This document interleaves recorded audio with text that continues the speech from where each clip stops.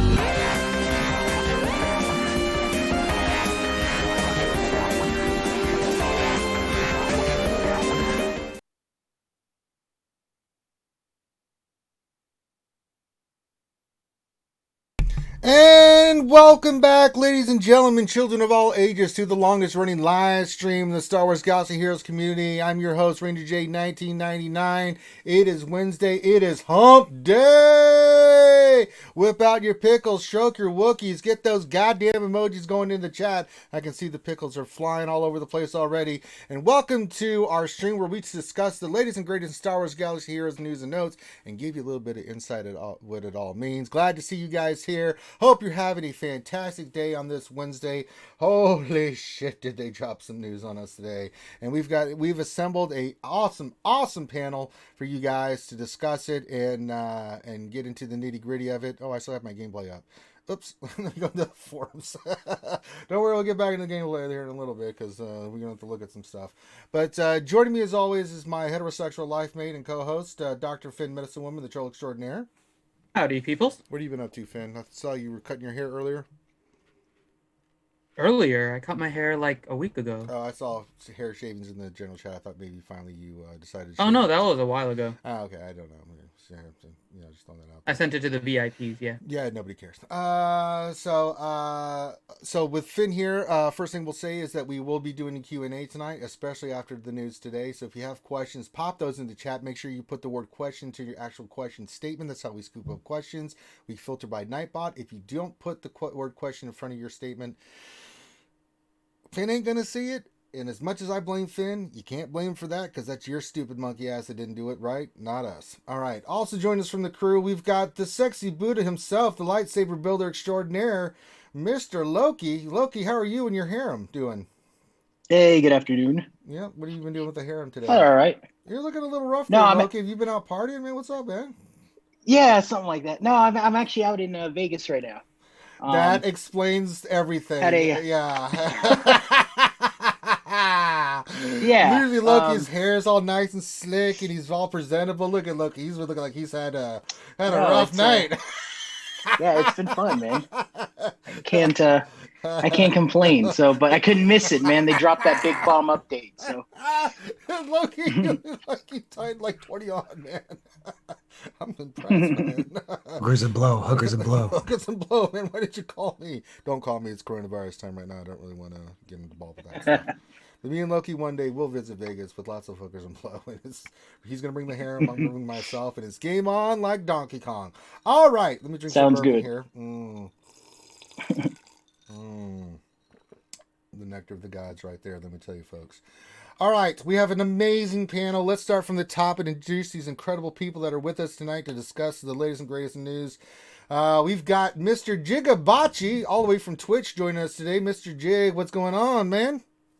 Just hanging out. Yeah. I'm happy and excited to be here. Mm-hmm. This is a very different kind of deal for me. Mm-hmm. Very exciting. Yes, the YouTubes. Yes. It's delightful. And the cool thing about Jake is that his wife braided his hair to look very nice for us before we did. So I just want to say thank you to Mrs. Jake for doing that. Speaking of misses that do stuff for their man, this man gets slapped by his missus more than anybody. You know him. Sharp Smart. Mort Smart. It's Fort Mort. Mort. Murmur's She's here. nowhere around, thankfully. Oh, so, thank God. But I'd that go could right happen on your stream. No. That could happen on your stream. They're random. If you redeem a slap, let us know. We'll go get her ass, and I know she will do it live on the stream. She owes me 2 random. Can we get her to slap Finn? Can we create that as a thing? We could try. I mean, I could put a buy on Twitch, and we can pay for it. I mean, she'll do it. Okay, and then when we go to Disney World, we'll bring her along, and then she can slap Finn a bunch of times, and it'll be beautiful. Because I know she'll do it. She's got no gumption. She's a strong woman, and she don't hold back either, does she? No, she doesn't. Those slaps hurt me, and I didn't even get slapped. I mean, the tears in my eyes welled because I was like, "Oh, more you poor bastard." She always finds a way to hit the nose too. I know, right? Also, join us, and so you can check Fort Mort on Twitch. We're going to pimp all this stuff. All the links in the description for these guys it's down below. So check that out and help with support the like these guys.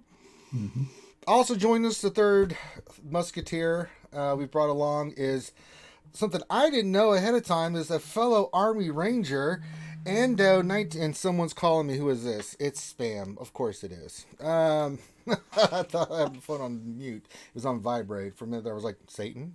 Is that you? What? It's not time yet. You said I had 10 more years. It's Ando1990. Ando, what's going on, my fellow Ranger? What is going on, guys? Great to be on here. Yeah, that's right. Rangers lead the way all the way. Hell yeah. So when he told me that, I was like, yes, that's why I like this guy so much. So I'm class 699. Ando is class 0816. There you go. So a little bit of a gap. Hell yeah. But nothing's changed. That skull is horrible, and it's going to mess with you in ways you can't even imagine. That's true. Ando knows that we both have starved for that creed that we know like the back of our hand. And so, oh boy. Yeah, a lot of flutter kicks and push-ups associated with that monster right there. Worse is when you get that poor bastard that doesn't know the creed, that they would mess it up and they throw the food away in front of you when you haven't eaten in 3 days, and you're like, yeah, we're going to kill you.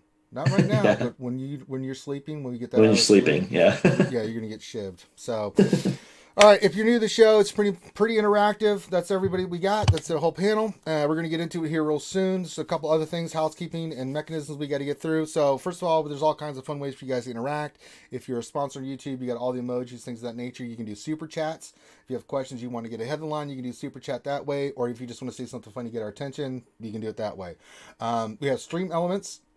Lots of sound bites that you guys can play that will play during the stream.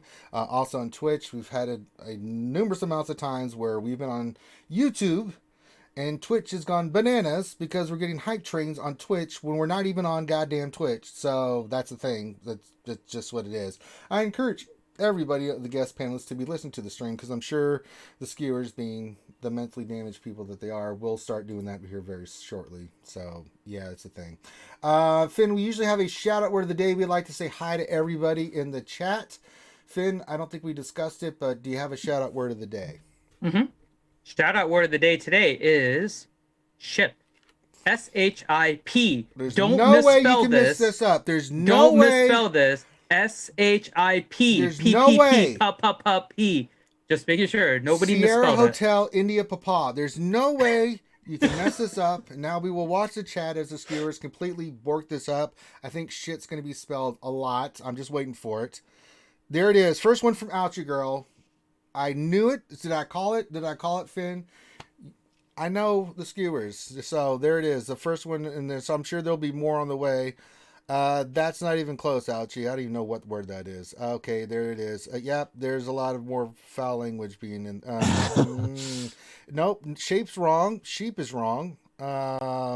It's not ship with 3 P's. That's incorrect. The P is not silent before ship. Or more. It's that's not. That would be per ship. Nope, ship is not close. That's a C, not an S. That's pull ship.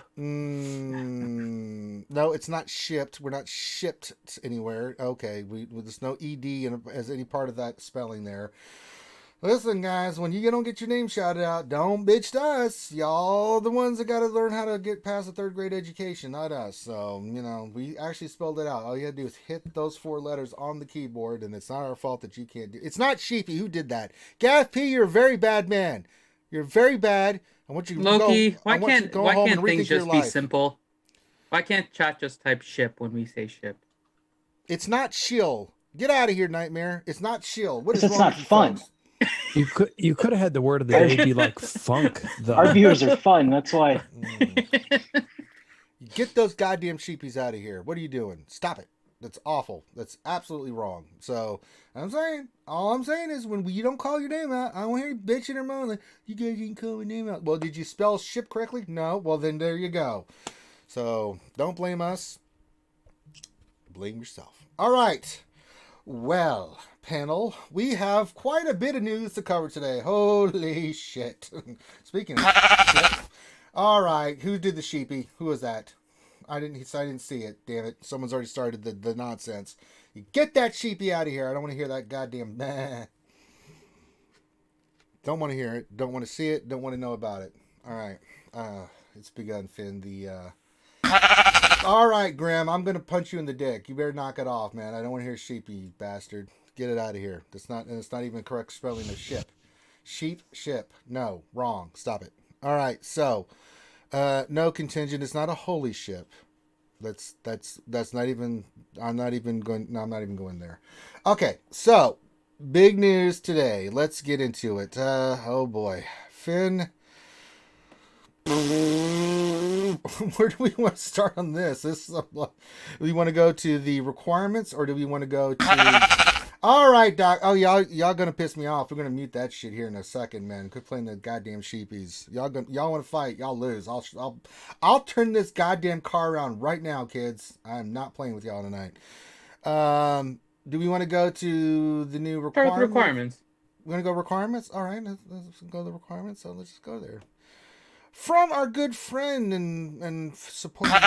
All right, ouchie. How dare you, young lady? What did I tell you about the damn ouchie stuff? The sheepy. You can just hush. No, I will not hush. Get out of here, Dodge. Don't be playing that shit. Good. What is? God damn it, skewers. We're trying to be super serial here. We're trying to talk about the news, and you guys are dropping all these sound bites. Stop it. Cheese and rice. All right. Let's wait for a second. It's quiet all of a sudden. It's too quiet. Silence. I kill you. All right, here we go. Rock and roll. All right, from the wonderful Salacious B. Crumb. He says, hi, Holotable Heroes. Well, hi, Crumb. How are you doing there, buddy? He says, today's update contains the final group of requirements for Galactic Legends along with the events of October and several bug fixes. Ooh. All right, Mort, I see what you did there. That's shame on you. You're a bad man. You're a very bad man. So we have October's event calendar. We'll come back to that. And Grand Arena Season 11, we'll come back to that. That's some big news as well.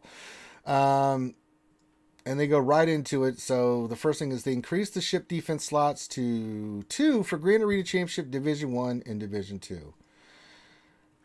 Do we want to get into that right away, Finn, or we want to come back to that? Up to you. Let's come back to it because let's get into the meat and potatoes of this. Lower the level requirement to unlock R2-D2's legendary event from 85 to level 21. Well, that's kind of nice. That's kind of cool. I didn't see that one. I guess I kind of skimmed over that. You can get R2-D2 sooner rather than later. Very nicely done, Dodge. And Finn had a little pee come out of him. That's what we like to see here at RSG. He hates that when you see Finn over there cringing because the dumbass created it, and every time someone plays it, Finn, well, he pisses himself. So, you have done that yourself, Anakin. I didn't see the R2 one. Okay, so you can start doing R2 at level 21. Wouldn't that have been nice when we were playing back in the day to get old R2-D2 at level 21? He's such a damn good character. All right, here we go. Oh my God. I think I had Kit Fisto at 21. How Kid Fisto? Who said that? How dare you? Why don't we just throw Eth Koth in there? Thane Kyrell just noted $2. Says, woot woot, 2 fleets on defense, about damn time. Thane, stab yourself. Out of the final group of requirements and quests for Galactic Legend, Jedi Master Luke Skywalker and Sith Eternal Emperor Palpatine. Or as they like to call Sith Eternal Emperor. They don't want to add the shift Palpatine to it. I guess it's too many names in the title. For Jedi Master Luke, we have Wedge Antilles Relic 3. Biggs Darklighter, Relic 3. Princess Leia, Relic 3. Lando Calrissian, the smooth malt liquor drinking man himself, Relic 5. And Hermit Yoda, Relic 5. For Sith Eternal Emperor, we have Jedi Anakin Skywalker at Relic 7. Grand Moff Tarkin at Relic 3, General Veers Relic 3, Colonel Stark Relic 3, and Grand Admiral Thrawn at Relic 6. Ladies and gentlemen, peers, countrymen, Romans, what say you about these galactic requirements? We're going to start with Ando and work since I started jig from the top, we're going to work our way down. Ando, what do you think of these requirements, my friend?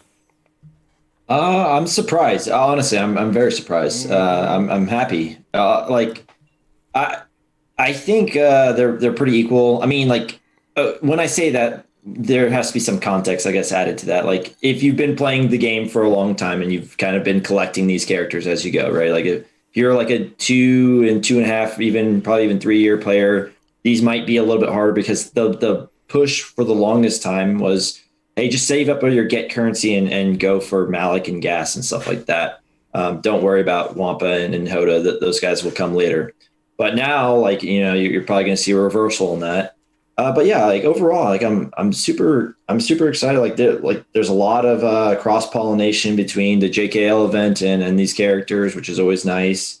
I'm really surprised we didn't see one that was just the Rose Tico of the bunch, there was no farm boy Luke, I figured he was going to be in there at Relic 7 because they put Sidious in. But I thought that was going to come, but never did. So pretty happy with it. Yeah, the thing that shocked me about this was there's a couple characters that are already needed for Jedi Knight Luke. So if you work on Jedi Knight Luke, Mort, I'm going to fuck you up if you don't remove that face off that goddamn shit. You filthy mongrel bastard. Remove that shit. Ando's got my back. We're fellow Army Rangers. I will terrorize you in ways This not is even getting better and better. Why come Finn's not on one? Is Finn on there? Okay, I'll take the guy from the Muppets. Oh my god.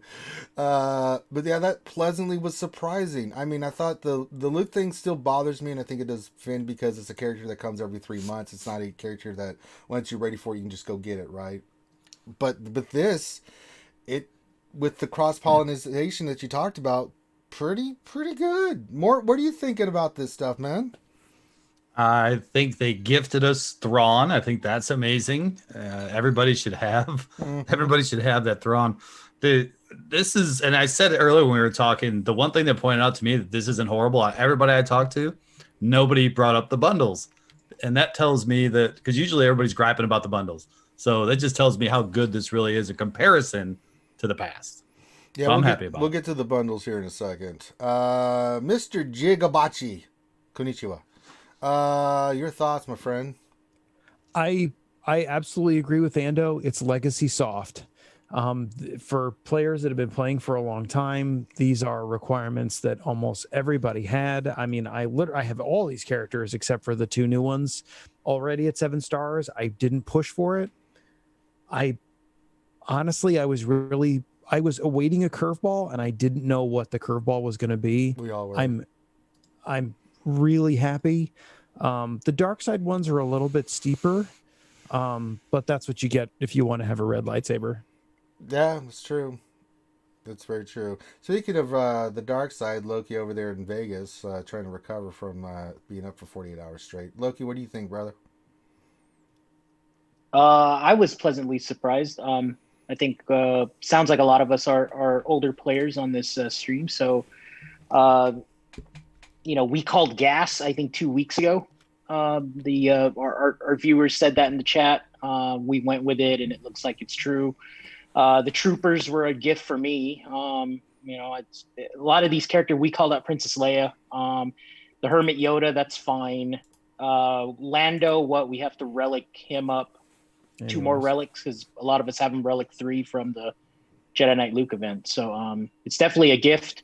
My Biggs was already relic 7, so I'm okay there. And then I just got to bump up Wedge a little bit. But Yeah. overall, I think it's good. Yeah, I just took those characters to 12. I just have R2 with one piece and the Leia, Wedge, and Biggs just to get to Relic, and I'm like, damn, I'm ready for Jedi Luke. Take the suckers up to Relic, whatever they need. I got the pieces already, so.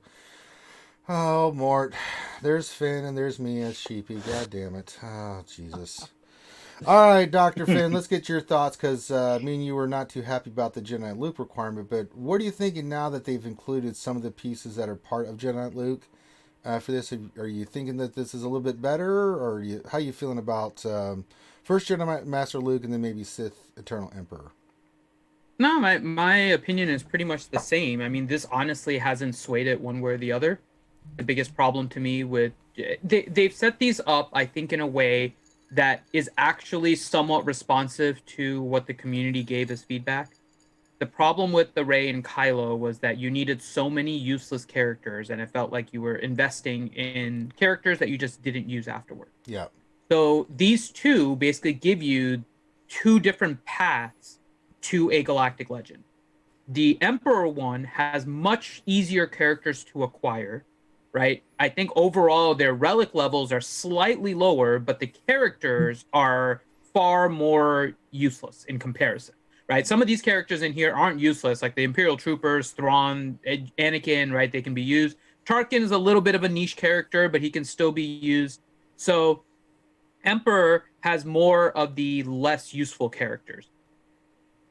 Luke has the much more meta-ish characters, the much more used characters, but in return, their relics are a little bit higher, right? And there's a lot more legendary characters associated with it. So you have characters that need a little bit of requirements. So there's really nothing that has changed for me. Again, my biggest problem with the Jedi Master Luke, as you mentioned, is the fact that Jedi Knight Luke is a requirement. And while it makes sense from kind of the contextual standpoint that, yeah, Jedi Knight Luke would become Jedi Master Luke, it changes the fact that the journey guide is not supposed to be one of these events where you feel like you're supposed to be rushed, right? That's what they were trying to avoid. They put it in the journey guide so that when you get the requirements done, you can go ahead and do it. But if one of the requirements is timed to every 3 months, now you are rushing, right? You do have those panic farms for Jedi Knight Luke as part of this. Now, a lot of veteran players probably had a lot of the requirements for Jedi Knight Luke anyways, or they're fairly close to it and they've been farming it, but that still isn't the point. The point is the concept behind the Galactic Legends changing with Jedi Master Luke with the inclusion of Jedi Knight Luke. That hasn't changed. I mean, honestly, they could have put Ugnaught and Gamorrean Guard in here and it wouldn't have bothered me all that much. It would have been the same thing, right? We didn't really have any difficult farm on the Jedi Master side. I mean, honestly, the Hermit Yoda may actually be the hardest one because of the Get One of all of this. Because you need him for Jedi Knight Luke. Yeah. So I mean, yeah. So hasn't moved the needle for me much. It didn't go negative. It also didn't go extremely positive for me either, because it doesn't change the fact that Jedi Knight Luke to me is the biggest problem with the Jedi Master Luke. Well, my issue, and I'm gonna throw this back at the panel, is we'll get to Sith Eternal Emperor here in a second. Jedi Master Luke, if you're a new player, if you go for Jedi Master Luke, you are pot committed. Now, you're going to get a lot of good characters out of it, but if we were talking about this on the pre-stream, a lot of heroic and other stuff that you have to get 5 other tunes to get. So it's a long, drawn-out process to get Luke. Let's try to think about this from a new player's perspective. We haven't seen the kit yet, so we don't know what, like, how good these characters are going to be. They're saying that they're at the same level as Kylo Ren and Rey. But if you're a newer player, like, so for me, I'm 6 million GP basically. Loki's like 900,000 million GP. I think Finn's 5.6. Mort, I think you're 4.4. Yeah. Okay, Jig, where are you at? 4.8. 4.8, and Ando, you're in the 5 million, I think. 6.5. Yeah. 6.5. God damn, I was way off. I was close. God damn. So let's try to think about this as a newer player. If you're a newer player and you want to go to Galactic Legend, I'm still leaning, unless the kits blow me away, that I would tell a new player to get Supreme Leader Kylo Ren. Anybody differ on this? Nope. Yep. No, because of the raid implications. Until we see the kits for Jedi Knight, Jedi Master Luke and Rey, Kylo Ren is too imperative to have for raiding. I think so. If your guild doesn't have restrictions for whether or not you can use it or not, you're pretty much guaranteed to be in the top 10. Why would you not?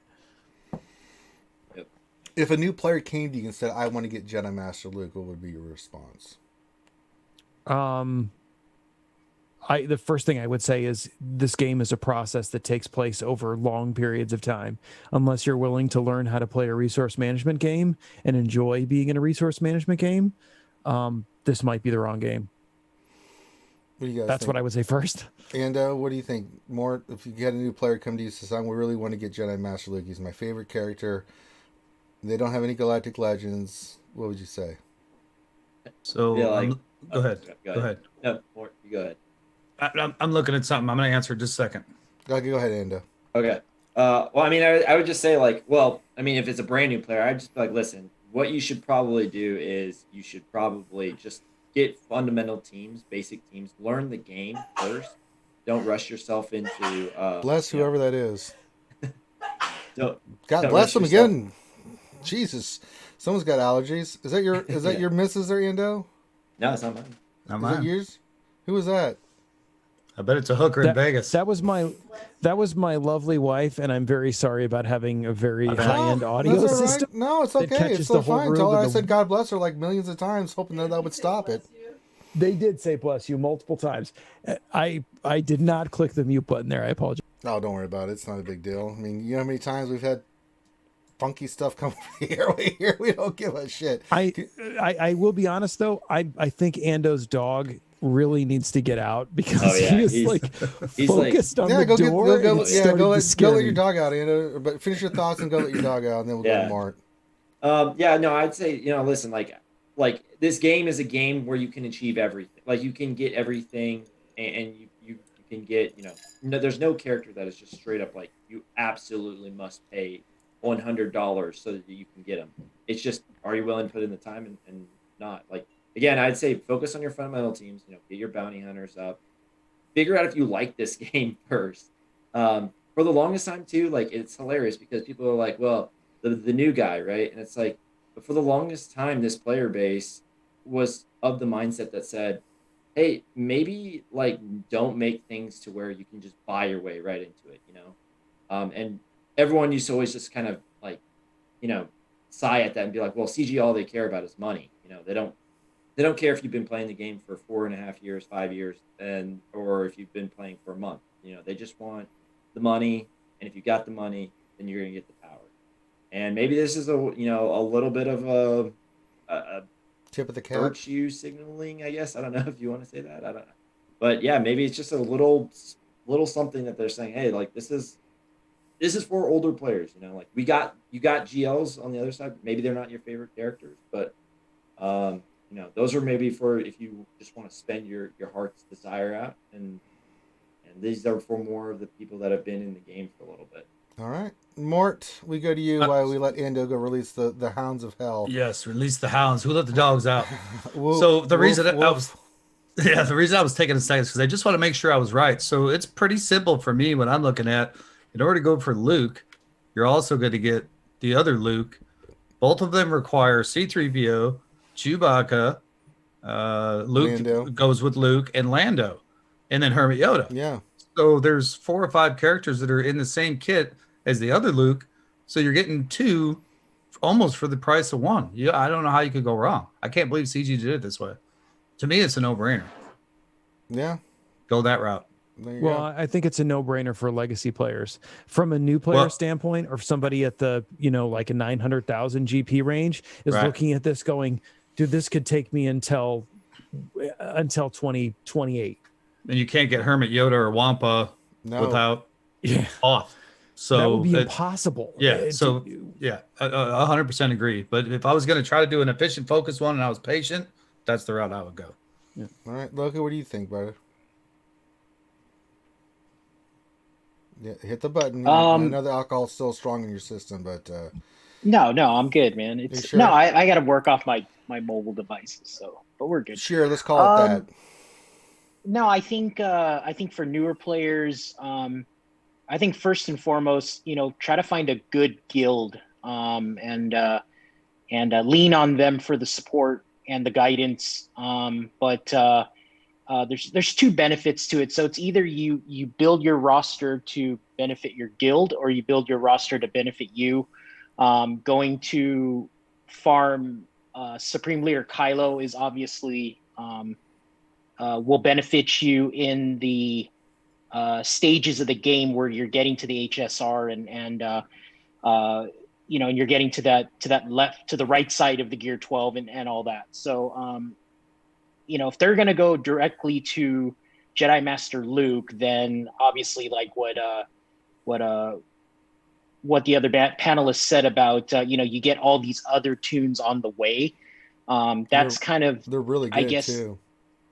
Yeah, exactly. And the problem is you go for Supreme Leader Kylo. We all know that he's the king of the raids right now, but at the same time, the path to go to him, to me, is not that great. You get a lot of cool tunes, but you don't get any of the meta, the meta teams to beat the Galactic Legends. I mean, if you go for Jedi Master Luke, then you basically have an SLKR counter. You get all these counters along the way, right, for GAC and all that. So that's one thing that the new player has to maybe lean on their guild or their friends that they've made in the game, or watching our streams and listening to our advice, is which way do they want to go? Because unfortunately for the new player, they can't have both. If you want to benefit the guild, then you go toward Jedi Master Luke, and then if you want to benefit yourself for later, you go for SLKR off the bat. So it's tough, It's tough. I mean, for me, I'm going for Jedi Master Luke mainly because where I'm at. I'm sure, Endo, you're kind of in the same spot. It's that light side GOTB. Every character you can get to try to get as many banners as you can, and that is a win, right? So having Rey, having Jedi Luke, having Grandmaster Master Luke now is going to be a big help. So there's that, but I think most will go the Supreme Leader Kylo Ren route. Now, Finn, let's get into Sith Eternal Emperor. Requirements are all over the place. I mean, some of these characters are Can I just make a quick comment on the last Yeah, I'm going to let you the do a last comment on question? that, but I want to get into the Sith Eternal Emperor as well. So let's give your thoughts on Jedi Master Luke. If you're a new player, what would you recommend? Because, me and you do roster reviews, stuff like that all the time. What would you say? It depends how quickly they're going for it. Yeah. Because if they're willing to spend and go to relic characters, Jedi Master Luke is going to be near impossible. How the hell are you going to get Rolo? You're not going to be in a guild that's doing Hoth TB. You're going to end up in a guild that's doing GOTB. Finn, have you ever heard about blackmail? So that is the problem. I'm just throwing it out there. With Luke. The problem with Luke is Rolo.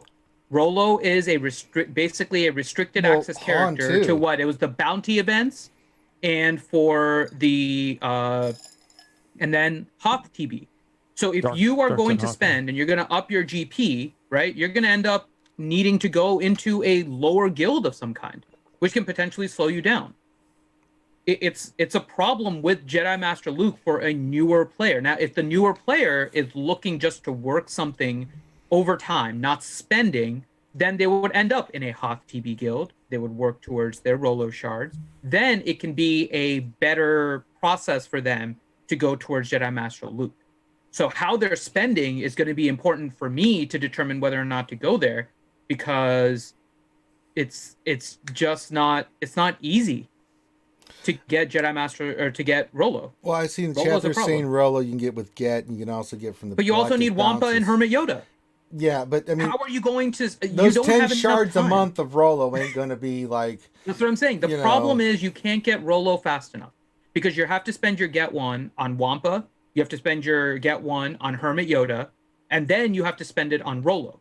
So the only way to do it efficiently, regardless of how much you spend, the only way to do it really efficiently is to be in a Hoth TB guild, which could potentially set back your progress, because now you're not getting the Get 2, you're not getting the newer material, you're not getting the other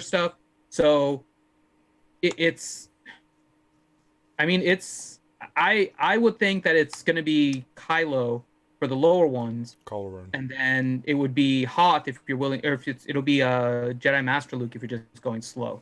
Yep. All right. Before we get into Sith Eternal Emperor Palpatine, his Shivness. I like the name Shiv Palpatine because that's what I'm going to do to Finn.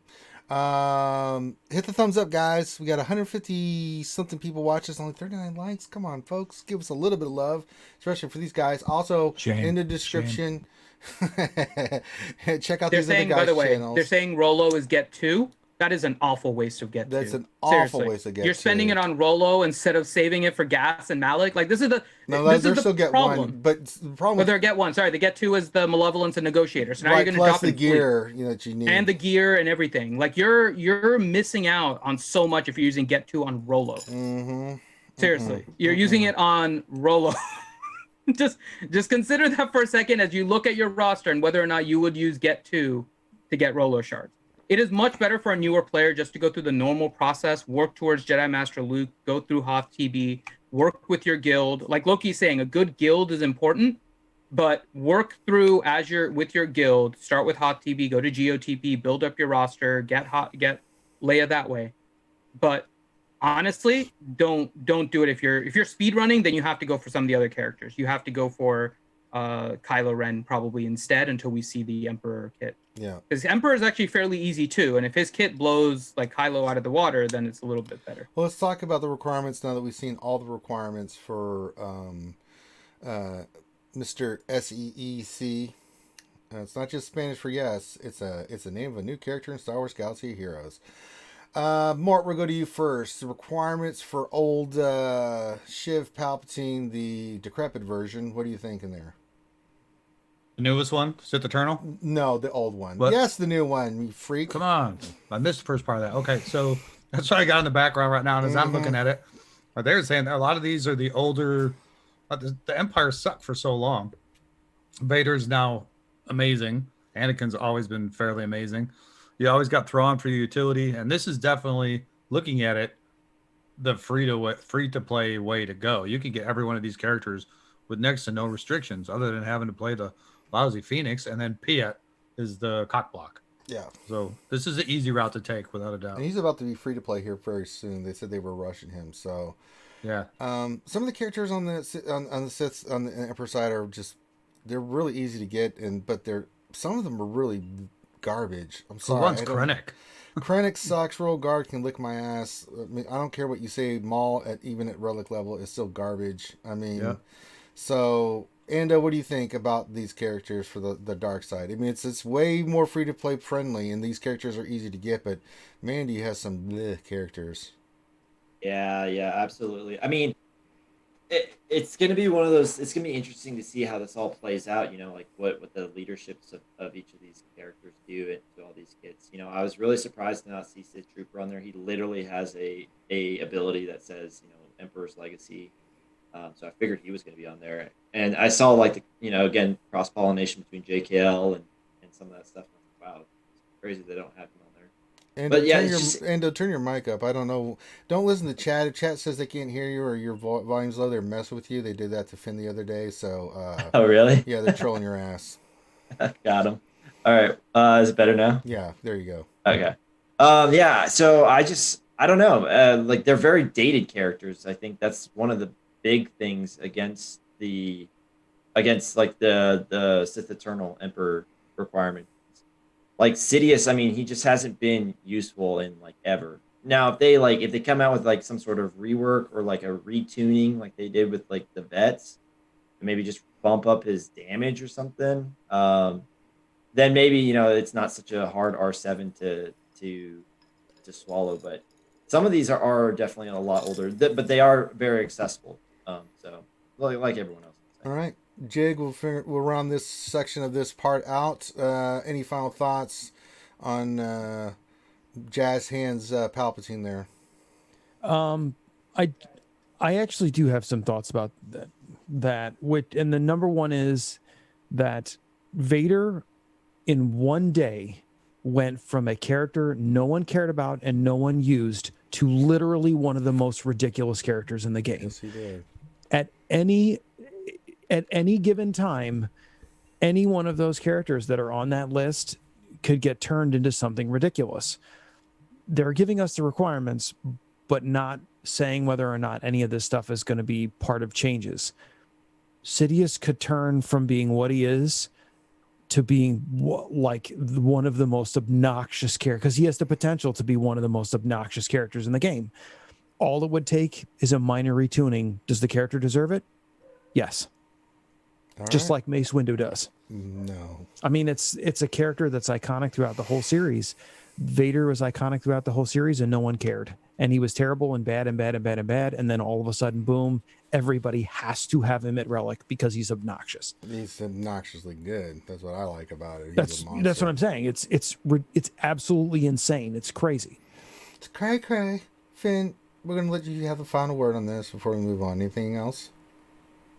No, I mean, we need to see. There's a chance that some of these characters are getting reworks. There's a chance that they might be introducing some other characters that synergize with the new Palpatine, right? We'll talk about the character of the month here. That might be an indication of some of the things to come. So we'll have to wait. It's probably going to be about 2 weeks until they release the Galactic Legend and we see the kit to make any kind of final decision. So in 2 weeks, we'll have a better idea. Just looking at the requirements. Yeah. I mean, looking at the requirements, right? Now it's a matter of, are you going to bank on something similar to Rey and Kylo, that these two characters are going to be somewhat equal, right? That's the first. Everyone's going to be speculating on two things, basically, for the next couple weeks until we get the kit. One, are Luke and Palpatine going to be roughly equal, right? Similar to what Rey and Kylo is. I know Kylo has a little bit of an advantage now, but Rey can still beat Kylo. Kylo can beat Ren. Kylo can beat Rey. It's all they're roughly equal. So, are Luke and Palpatine going to be that way? And then the second question: how are Luke and Palpatine going to match up to Rey and Kylo? Because potentially, more likely than not, they're going to be a little bit better or equal, right? It's less likely they're going to be worse than the other two. But there's a chance that ultimately we look at them and they're like, Rey and Kylo are better than these. Why the hell would I go for these Galactic Legends? And the only reason to do it is because they're going to be more powerful than the rest of the characters. But for those that are trying to keep their roster a little bit slimmed, they're not trying to go into a 4 Galactic Legend GAC, whatever the situation is, right? They might just be like, okay, well, I'll work on Kylo or I'll work on Rey instead of working on Luke and Palpatine as my second Galactic Legend, or whatever decision they make. So for 2 weeks, we're still going to be in a little bit of a questionable stage, because without the kit, a lot of this is going to be just pure speculation. We don't know how they compare to Rey and Kylo or each other to really say one is better than the other, or this character is going to get a rework, so let's make sure we go that route. Like, it's too up in the air right now. We can only speak as to the requirements. We've compared the requirements. We can't compare the Galactic Legends right now. All right. We've covered that ad nauseum. Let's go on to the next thing. Shard Shuffle. These characters or ships now available in the following locations. Mon Mothma is now farmable from Lightside 5E Hard. This will replace the Clone Sergeant Phase 1 charge, which is still farmable on Darkside 1B and 3E Hard. So Mon Mothma's come free to play. So if you haven't worked on your Mon Mothma, get her going. She's pretty good. I just added the 2 Zetas to her today. She's Relic 3. I'll get her finished here but definitely before the next GAC. Come have some fun with her on defense. And then there was a bunch of fixes.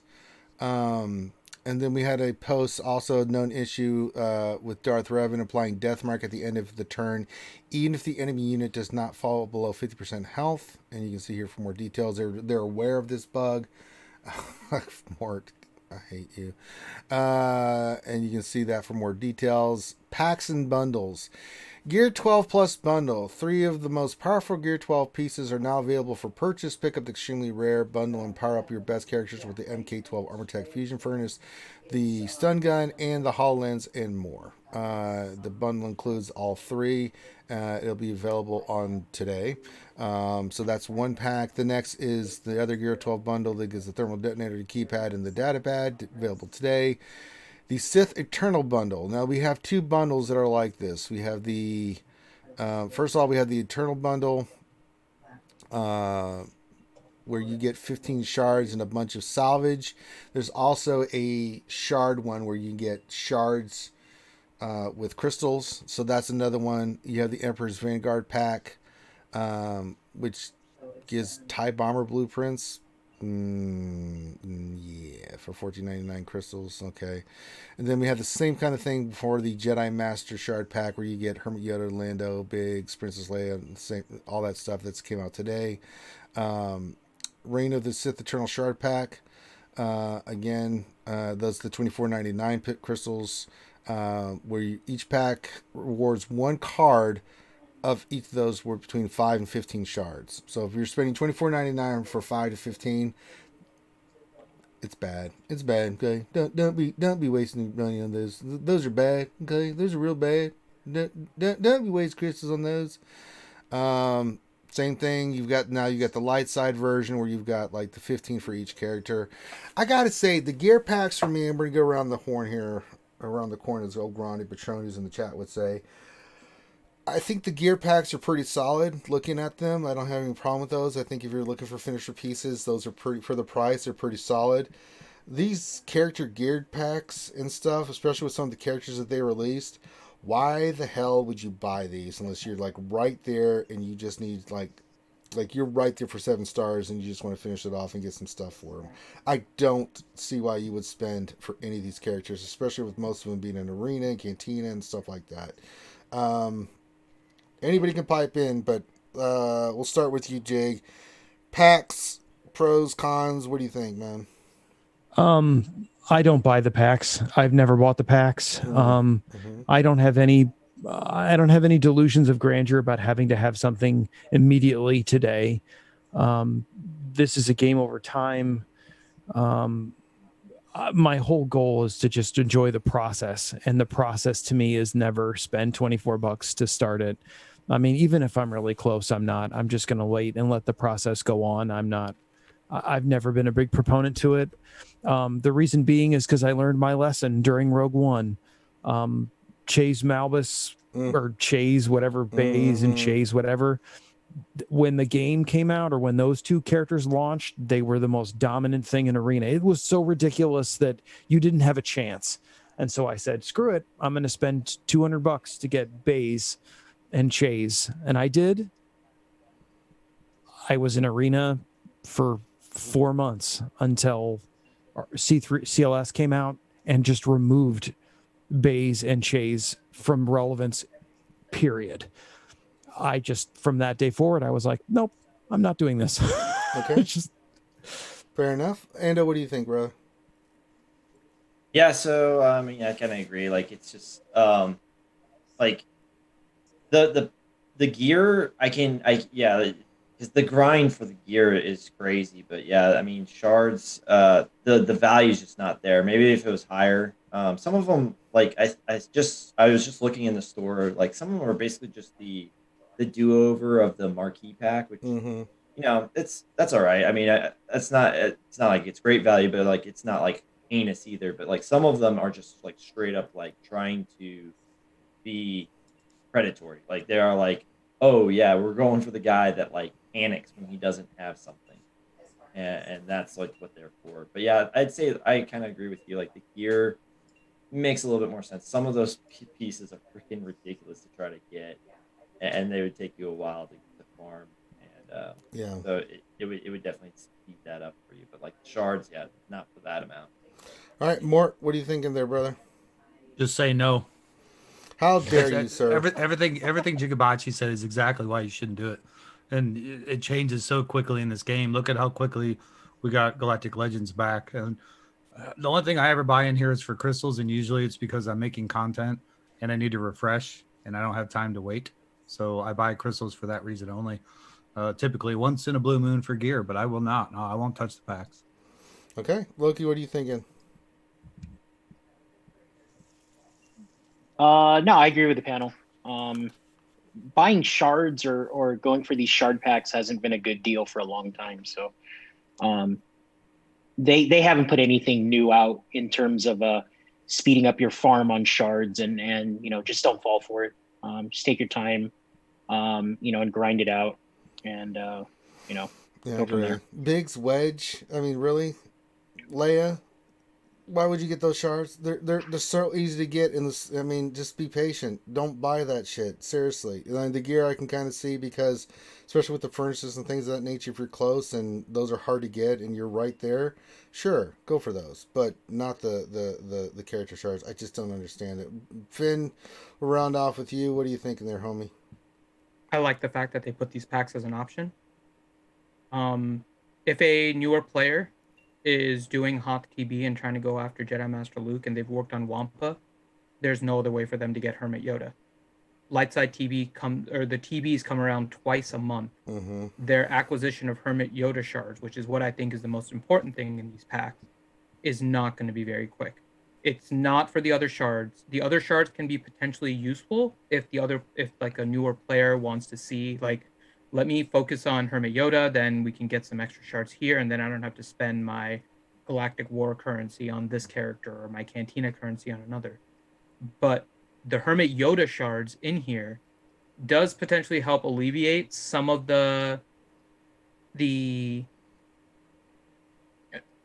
it helps to alleviate some of the pressure of the get one that a player may have if they're trying to go for Jedi Master Luke. But to be fair, you guys are right in terms of their like predatory type of tactics, because they did this exactly with the marquee events, and that's what we're seeing now, where the packs are, remember how the marquee packs were $10, then they moved it up to, what was it now, 20, and then they just threw in some crystals that are not worth the $10 that they put in there, especially for people that are spending a lot, right? So what they've been doing more recently, and it's been getting more and more egregious, is the fact that they are finding things that players want, right? So in this case, it would be a Hermit Yoda shard. And rather than just stripping down the packs and giving us a cost for the Hermit Yoda shards, what they're doing is now they're adding a bunch of useless things and trying to up the cost of it. And most of that is going to be shard shop currency, even for a lot of newer players. Like, these are not hard characters to get otherwise. So their model now has been find one thing useful, right? And then just start adding things to it. Just add other things to it. Focus on that one thing. We're giving them Hermit Yoda shards. Good for CG for doing that. I like the fact that they're doing it. But then the other characters, yeah, they're just designed to up the cost of the packs. So if you look at the cost of the packs, the Sage bundle is $30, I think. Let me just double check. I was just looking at it. It's $30. And then the other one that has the same characters but for RNG is 2,500 crystals, which is roughly about like $19, right? And that one gives you all the shards with a chance of 5 to 330. So now you're playing kind of the lotto with that one as well, with the pack probabilities. So that is their business model with this game.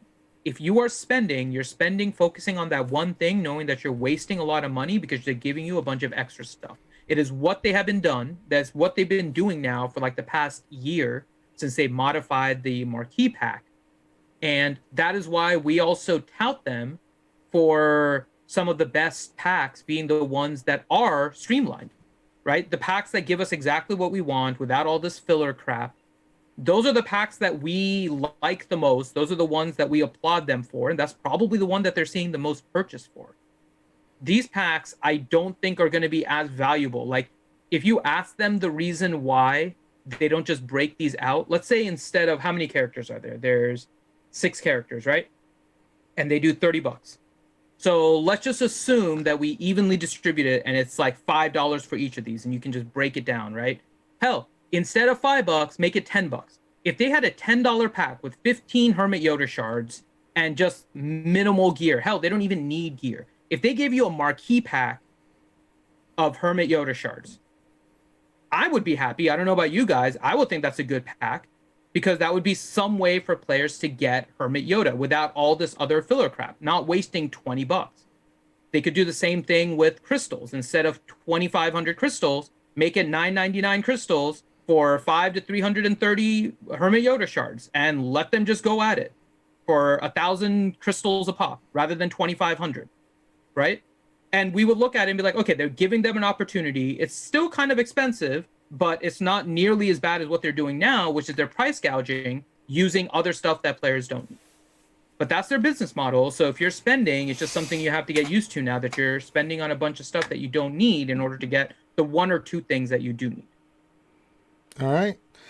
And then the bugs, you guys can look at that stuff yourself. All right. I need some more bourbon. We're going to get into the next subject here. Let me go back to the update. It's up top here. Do we want to go to the calendar next, Finn, or we want to go into Grand Arena Season 11? You pick. I'm asking you, Mutant. I pick. And he went mute. Thank God for Finn. Let's go to the October events calendar because I want to go get something else to drink. And let's see here. Finn, you can start talking about this stuff real quick and start going with the panel about the calendar and get it going, and I'll be right back. Okay, so we have the calendar. Let's just jump to the chase. There's one kind of newsworthy item here, right? It is that the login character of the month is Royal Guard. Now, lots of potential for speculation on what the Royal Guard means, right? We've seen this before. It can mean something. It could just as easily mean absolutely nothing. We've seen it both ways. So the question is, what do you guys think this means? I'll start with Mr. Jigabachi. What do you think the Royal Guard as the daily login means? I think that the Royal Guard means that we're going to end up with Royal Guard shards for shop currency. I don't pay any. There are things that I pay attention to, and there are things that I don't pay attention to. If they don't give me a reason to break my ass about stuff, I just ignore it. IG88 was the character for this last month. Did it mean anything? No.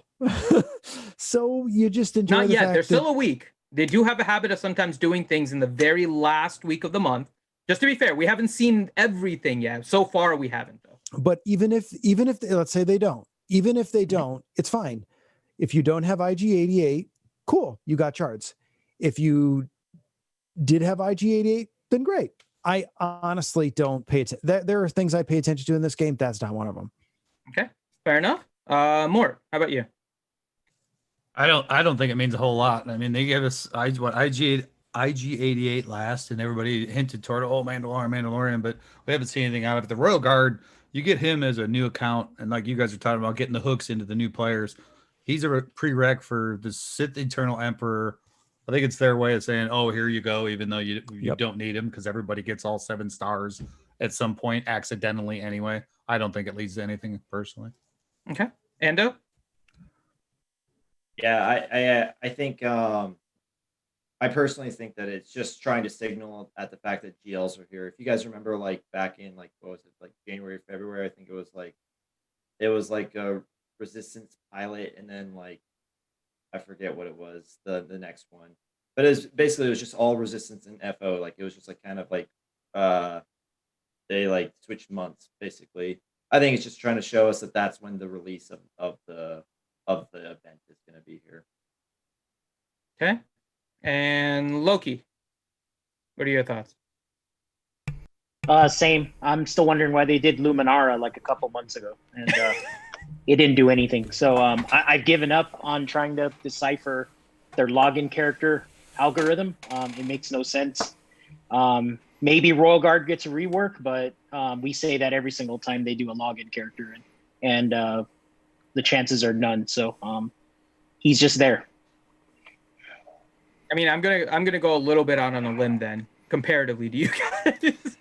So I'm still thinking next week there's hopefully going to be some Mandalorian content with IG88 hopefully signaling IG11 with Quill, and that's again me being more hopeful than anything else. I'm aware, but my theory is still that the 5 Mandalorian characters are going to lead to Moff Gideon, and Royal Guard being an Empire character is going to lead to more Empire characters like Praetorian Guard.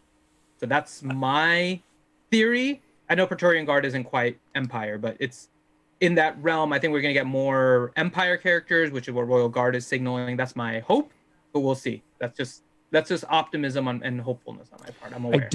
I don't want to stamp on you here, but Stamp away. I have a difficult time believing that they would swoop with the Galactic Legends and then immediately say, "Hey guys, Mandalorian." I have one reason why they may do that. I have one reason why. Galactic Legends are going to come out in October. They need something at the end of December to pull out the final month of their quarter. Yes, So if they 100% release a agree. marquee event towards the end of this month, as you get to 6 weeks, which is when they'll become free to play, you're going to be pushing this into the middle of November. Then you get into the holiday season. So I could easily see Gideon coming towards the beginning of December just because of the way that the cadence would work out with the release of a marquee character towards the end of this month or the beginning of October. That's the main reason why I would go that route. Yeah, actually, I'm fully agree with you. I actually think that probably last year their Q4 was terrible because most of the people didn't actually respond to Galactic Legends until January. That in my guild, most of the people went crazy after they were out, and people were going, "Oh, okay, we have to have this, or else we're not going to be able to be competitive." So I actually think that's interesting. I don't think that the Galactic Legends are going to be in October. I thought it was going to be November, but if they're October, that would be interesting. We'll see. All right. People are asking where their donations are. Finn, do we have it muted right now? Or Never something? gonna give you up. Never gonna let you down. Never gonna Never tell a lie. Desert you. I paused them while our guests were talking. Well, let's get them going. Let's let the Yeah, I fans know. get what they want. Oh, Meow Meow just donated $6.66 and said meow meow. Yeah, Finn, you knew that was coming, didn't you? That's why you paused it. No, I didn't. I paused it and there was nothing else queued, and then I didn't look. All right, so we have unpaused the queue. Have at it. Is there any more? Hold on. I don't know, man. You're in charge of that shit, man. No, I just work no, here. It doesn't. At least it doesn't sound like it. Something else would have played by now. There you go. So if you want to start dropping the sound bites, you can. All right, let's get into the next big thing, which is Grand Arena Season 11. Oh boy, here we go. And really, Thank you, Oscar. Ow. I'm the only person that's excited for this. yeah, I don't care about any of these. Like the feats are the feats. You can do them or you don't do them. They're the same kind of nonsense that we get during all the GACs. The big thing that we need to talk about, it is 5v5 and it is fleets. However, in Division 1... How's business? Oh, business is good. Thank you, XO68. I'm pretty stupid. How dare you, XO? I'm not stupid. But I did say it, so therefore I am.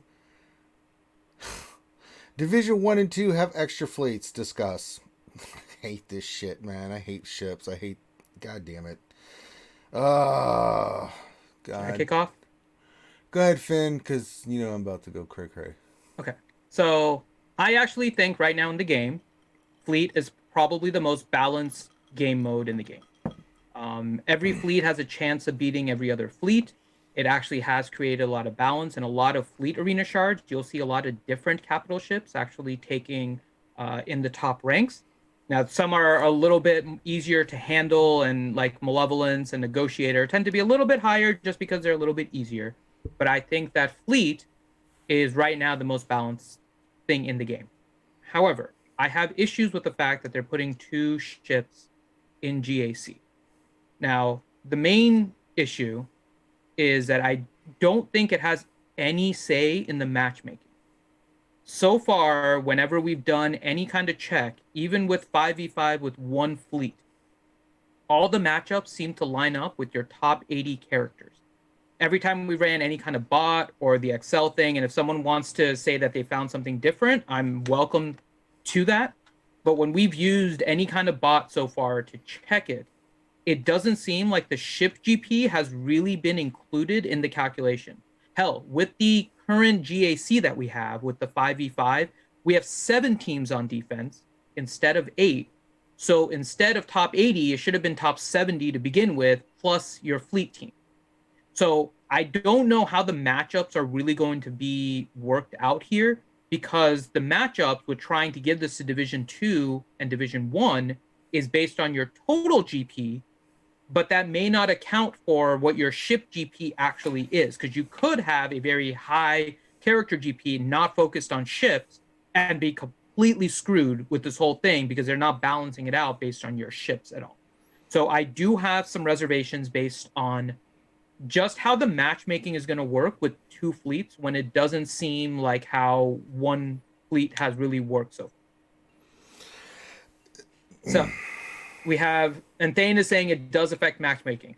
It's good if it does. So far, like all the stuff that I've seen doesn't seem We to don't have have that. any But if information saying it does or it doesn't.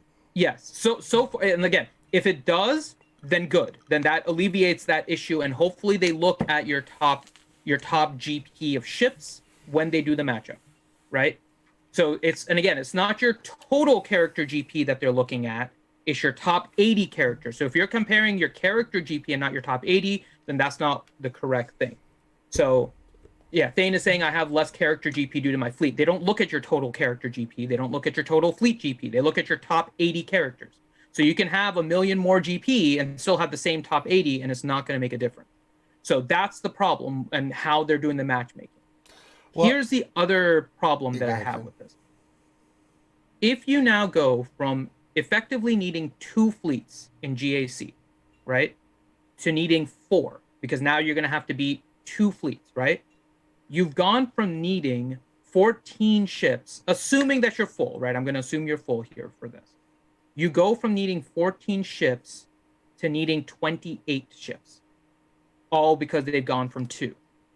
There are a total right now in the game of 43 ships, which means that now it is going to be utilizing 61% of your ships by adding this one, right?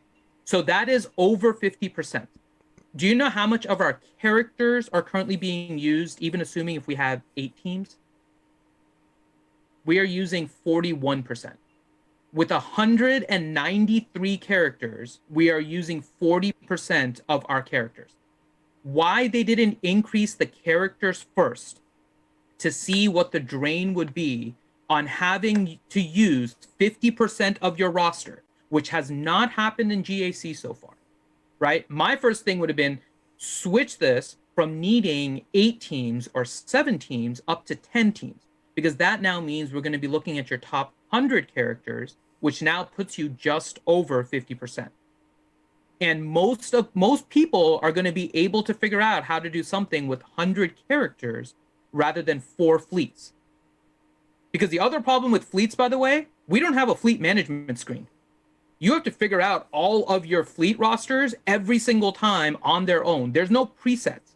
I don't know why they haven't come up with like a fleet squads, so you know exactly how you're separating your 4 squads. But they should have done stuff with characters first. I'm not necessarily opposed to having 2 fleets. I just think they went too far this time. They should have gone with characters first, pushed characters over 50% by increasing the number of character teams we needed, and then see how players adapted with long-standing characters dipping into their top 100 before trying to go to 61% of your ships right off the bat with your second one. So it's just unfortunate. It's not that I'm opposed to 2 fleet. I just don't think it's right because I don't think they've calculated out the impact that it's going to have on a lot of rosters. Well, here's my argument. I'm going to give this out to the panel. We have incomplete fleets. What the F are we doing, man? Seriously. What is wrong with you? Galactic Republic, complete. Home One, complete. Malevolence, complete. But we still got these other ships and fleets that are not complete. Let alone not have enough ships for this nonsense. I mean, I get it. There are people that like fleets out there. God bless you. I think they're the most boring aspect of this game. And you want to know why? CG has not given a fuck about fleets since they came out. Why should I when they don't? Now, I'm farming the hell out of fleets right now because I've gotten to that point in my roster where I'm working on Malevolence and all. I'm farming like 5 or 6 ships right now. Mainly the bombers. You know, the tank ships. But if you look at it, Holdo's fleet's not complete. The First Order team's not complete. I mean, what are you going to run on? You run Empire, but it's not a complete team. You still have to put other ships in there. We don't have enough ships. And now they're going to go to Division. They're going to go 2. I get it for Division 1, especially at the higher end. Cool. But Division 2? What? What numbers are you guys looking at? Holy crap. Division 2, that's ridiculous. I mean, get the hell out of here with this shit. Honestly, what are you, I really sometimes wonder. I really want some of that weed that they're smoking over there in Cali. I really do, because sometimes they do stuff that just blows my goddamn mind away. Like we have been saying, and we've been praising them for the ships they've been putting out. Don't have enough ships, and especially Division 2. That's a goddamn nightmare. Lower Division 1, that's a nightmare. How are you going to come up with 4 fleets? You know, that's a struggle for most people just to be working on characters. Now you're going to drop 4 fleets you need on their ass too? That's repugnant, dumb shit. Seriously. CG, why y'all do this shit? I don't get it sometimes. I honestly don't. It don't bother me. Division 1, I got enough ships. I'll throw shit out there, keep it for offense. I'm not worried about it. But when I thought about Division 2, I'm like, that's some communist shit right there if I've ever seen it. What is going on? Who thought this was a good idea? You need to like play the game. I'm just a suggestion. Play the game. See how repugnant ships are in a lot of ways. I mean, there's some cool ships. There's some cool stuff about ships, but Division 2? God damn. What is wrong with you people? Seriously. Oh, God, they just do stuff that drives me absolutely bonkers. Maybe I'm mentally damaged, and I admit that I am mentally damaged, but Jesus Christ, this is some stupid shit. And what do you think, man? Let's get to the pan on this, because I'm going to keep ranting. I mean, you guys have all brought up good points. And I agree with 90% of them. I think this goes in line, though, with like what they've been saying for, God, what is it, like a year and a half now. They've been talking about how they want to make ships more relevant, how they want to make them more important, farm your ships, all this stuff. So I guess I can see like the GA is their, or GAC is their biggest game mode that they've ever came out with. And so I guess by forcing us to do this was the same thing whenever they first introduced ships. Mind you, whenever they first put them into GAC, I was like, what the heck? Why? But it's going to be interesting just from the like the technical aspect of it, because it's now like, are they going to change the scoring? Like, is that zone going to be worth more now because it's 2? It's going to be almost like, how you used to always say, oh, go bottom first. It might be one of those things where like you might be thinking to yourself, I can score 65 on 2 fleets. That's 20, extra points or whatever that I wouldn't normally score like on, squads if I try to go that route.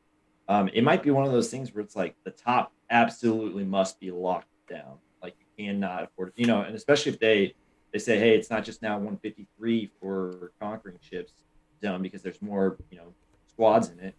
It's worth 250 or whatever, whatever the case is. They're scoring wise on it. So it's going to be interesting to see like what the strategy now is behind this all. So I don't know. It's gonna be tough. It's gonna be interesting. Division 2, man. I don't get. Oh yeah, Division 2. It's gonna be. I just don't get. That's my biggest problem with this, right? Yeah, I mean, the other stuff. I mean, you want to argue with me about it? Fine. I get the people that are things in there talking shit. Thing doesn't know what the fuck he's talking about, so things shut the fuck up. Talking shit on me again. As always, Thing always talking shit. And I still love Thane. He's like a brother, but goddamn, he knows how to poke my buttons. It's Division 2, man. I get Division 1. I really do. But I mean, you're down in Division 2, man. I mean, good luck, brother. 4 fleets, man. I'm gonna play the other card, or the other side of this card. Sure, so I am super bloated. I'm 19 stars from every ship except for the capitals being fully 7-starred. I've got every single ship opened at a minimum of 4. I've got 33 full 7 stars maxed out ships, including abilities. So I'm not really going to get affected. And I like the fact that they're forcing us to, because I keep telling myself, I'm going to learn ships. And, and I never do. And I think this is going to force people to learn them. But I agree with you, the Division 2, though. It's going to be very good for me. But from a all-around standpoint in the game, it's going to be very difficult for players to play the game at that level. Division 1, and you've got 5 million, 7 million accounts, you probably have those ships. You can just have to be ready for it. There was a lot of good points to what you guys said, which makes it really, my biggest concern is going into GAC, because now everybody's going to change their play style. So GG is now dead for months because nobody's going to play the same way they did before, because now they got to play differently. It's going to change a lot of that up. So for planning for GAC is going to be a nightmare. And then we don't know how it's actually going to affect our attacks, our defenses, etc. So it's going to be a big learning curve for everybody. But as for me, I'm a fan of it. I know I'm nuts. Screws loose. Okay. What do you think, Jake? When I hear people complain about stuff, I don't like it. Not to say that it goes in one area and out the other. I can't respond to it because that's not a reality. What a reality is, we will be placing 2 ships on defense and we will need 2 fleets on offense. That is a reality. We can talk about it how we don't like it or whatever, or we don't prefer it, or it doesn't matter. That's my job. We're doing it. We're doing it. Oh yeah, we're So still going to guess do what? it. Yeah, I'm still going to. Yeah. So then my thought process doesn't never once turn to, oh my God, this is that. It turned to, do I really have what 2 ships am I going to run on offense? Am I going to run rebels on offense? And that was like literally my first thought was not the, oh my God, I have to put another one on defense. Fuck it. I'm just going to put the endurance down. Who gives a shit? It's going to get cleared anyways, because there's no one's going to be able to do this. No one, except for the rare person that has farmed and gone whole hog into ships. But that's not a reality for the large majority of people that we would be playing against. You're going to face against garbage Thrawn ships on defense matched with 1 negotiator. That's the way things are. If a person wants to be a jerk face, then they're going to put the malevolence and the negotiator on defense and take rebels on offense. It's just going to be a reality of the way things work out. My concern or my thought process immediately was, how am I going to play this? That's all. I don't get into the negatives of that kind of thing. I just try to worry about what totally I want to do. It's my job to call CG out. You do you, man. They're not going to listen to me. Well, they listen to this. I know they do, because I've been told they listen to this. So I'm just telling them. So let them listen to this, Ranger. One other thing I think it's going to affect is, I think they're going to need to, I don't think they'll do it. I think they need to lower the requirement banners for Kyber until we figure out what's what, because I think less people are going to be full clearing, which means less people are going to be making Kyber. And I think they're going to feel that effect too, and it's going to piss a lot of people off. Yeah, Finn made such a great point too, and I want to get back to this, and I'm going to go to you, Loki, next. We have all these characters that we're not using, especially when you get into Division 1, right? I mean, I'm at 6 million, Andy, you're at 6.5. There's many times there's teams we just don't use on offense or defense because they're not, it's only so many slots. Why not increase the teams first, right? And then go into the ships when we have more ships put in there so we can balance things out a little bit more for everybody. Loki, what do you think, man? I know you got all the ships and stuff, so I mean, maybe you have a different perspective on this, but what do you think, man? Oh, I actually do not have all the ships. Oh, really? That's shocking. No. I mean, my Y-wing, my Rebel Y-wing's only like 6-star. My bombers, like the TIE bombers, 6 stars. And I got a 6-star finalizer, right? So, to your point, with completing the teams, the issue with the teams right now is, the Rebel team is garbage without Rebel Y-wing. That's just, you can't beat cleanly, right? I mean, you can't. It's hard to beat certain fleets if you don't have that one ship maxed out, which is not a day 1 ship, right? We recently got that thing. It's fairly new. And the Empire team, whether you're going to run Tarkin or if you're going to run Thrawn, needs that bomber, right? Like, and that's the problem, is those 2 ships are fairly recent.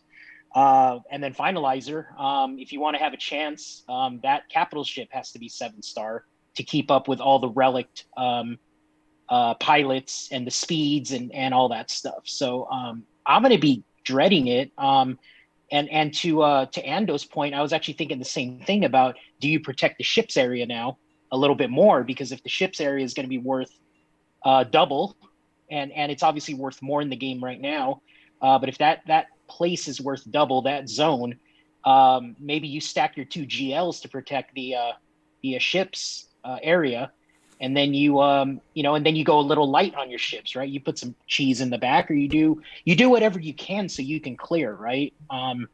So I mean, even for me, I don't know what I'm going to do yet. Do I just put Yeah, do you just put Malevolence and something else on defense, or Negotiator and something else on defense? A bunch of yellow pilots, Yeah, or gold here's the pilots, other whatever. thing. So what do you think about this, Loki? And I learned this the hard way. If your ship is not 7 stars with reinforcement and everything, you get less points for using it on offense.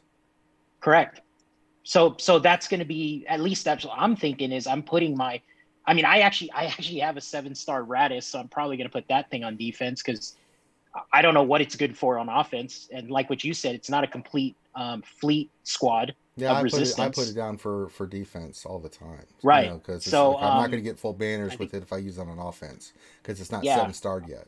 So And then I think even on our level, if you don't have that Rebel Y-wing 7-starred, it's not going to be fast enough to counter a lot of the meta teams, the meta ship teams, so the Malevolence and all that. So maybe you put your Rebels on defense. I don't know, and then you protect that zone with 2 Galactic Legends, soon to be 4 Galactic Legends, right? So yeah, I'm dreading all of it, man. And yeah, I'm farming 3 ships right now. Finalizer's a pain in the ass to farm because you can only get it during the event, and then Y-wing and Bomber for the Galactic Legends.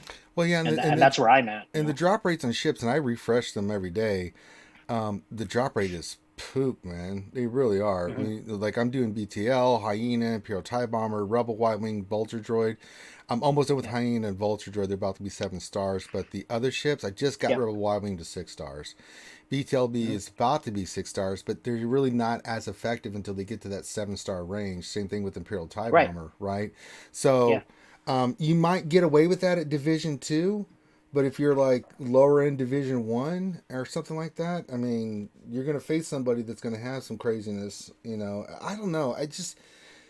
What's crazy to think about too is now you're asking, like, CG is now forcing Division 2 players to put 6E mods on their pilots. Right. Because that's really the only way you're going to edge this thing out.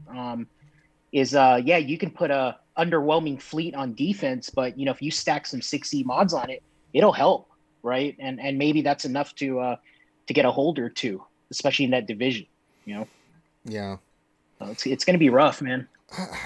It's a mixed bag. And like what Finn said earlier, I've been asking for ship loadouts forever, because it's gotten to that point where you can accidentally put the wrong Geo on your starting lineup. You could put the wrong Vulture. Maybe you put Vulture Droid off the bench, and you accidentally put Hyena off the bench, right? Because they look the same. They really have to do more ship management, especially loadouts. I think it's long overdue for that. So much good stuff. And I always say CG does this. They always cook this incredible meal. You sit down, the wine's there. You get it's going to be a 7-course meal. You're getting ready to start the meal. The ambiance is perfect. And just at the last second, they come in and take a giant shit right in the middle of the table. And you're like, well, there's a lot of good stuff here, but it's hard not to notice the big pile of poo sitting right in the middle of the table. So, I'm honestly like, if CG was in an honest moment, I am curious why they immediately increased the fleet and haven't touched the number of characters. I don't get it. We have on defense. I'm with you on this one, Finn. I think I might know why. What do you Because think? they What do you went think? easy. Because they went easy on the Galactic Legend requirements for legacy players, but most of the legacy players, myself not included, don't care at all about ships.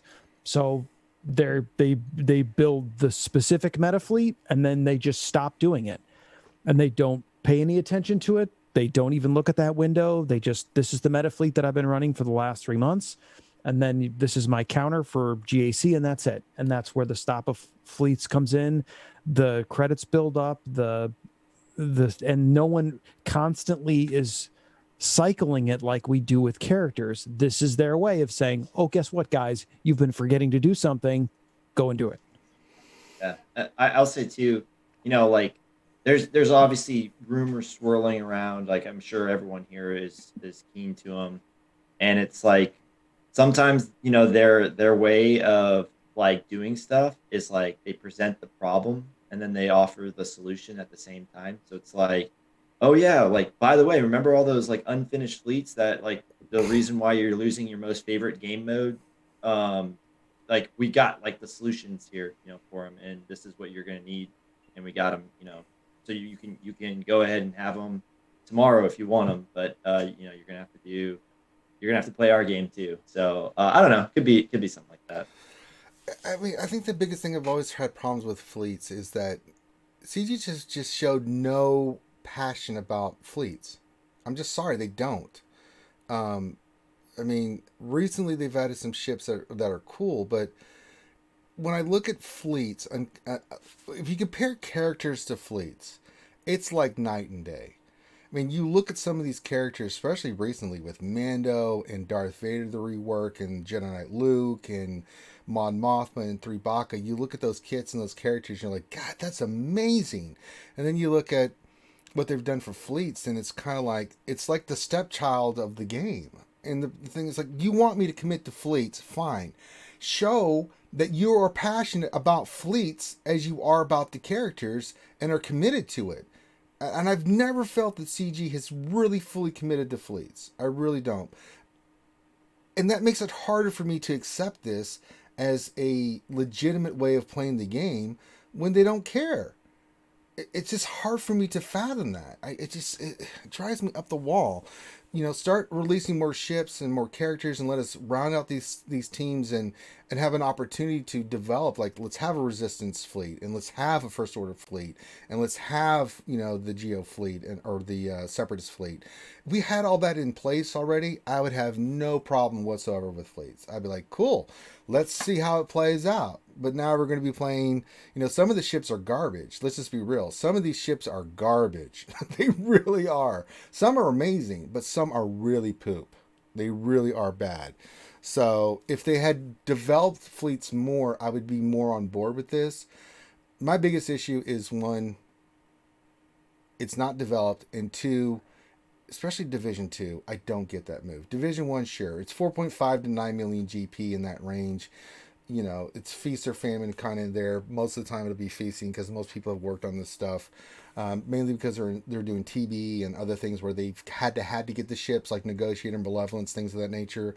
But at the lower end, I mean, 3.8 to 4.5, how much do you think ships are developed? And why did you think that this was a good move for people that are in that position to throw another fleet on top of that, especially when really what the game is characters. Characters will make a big difference. If you don't have it, you're in big trouble.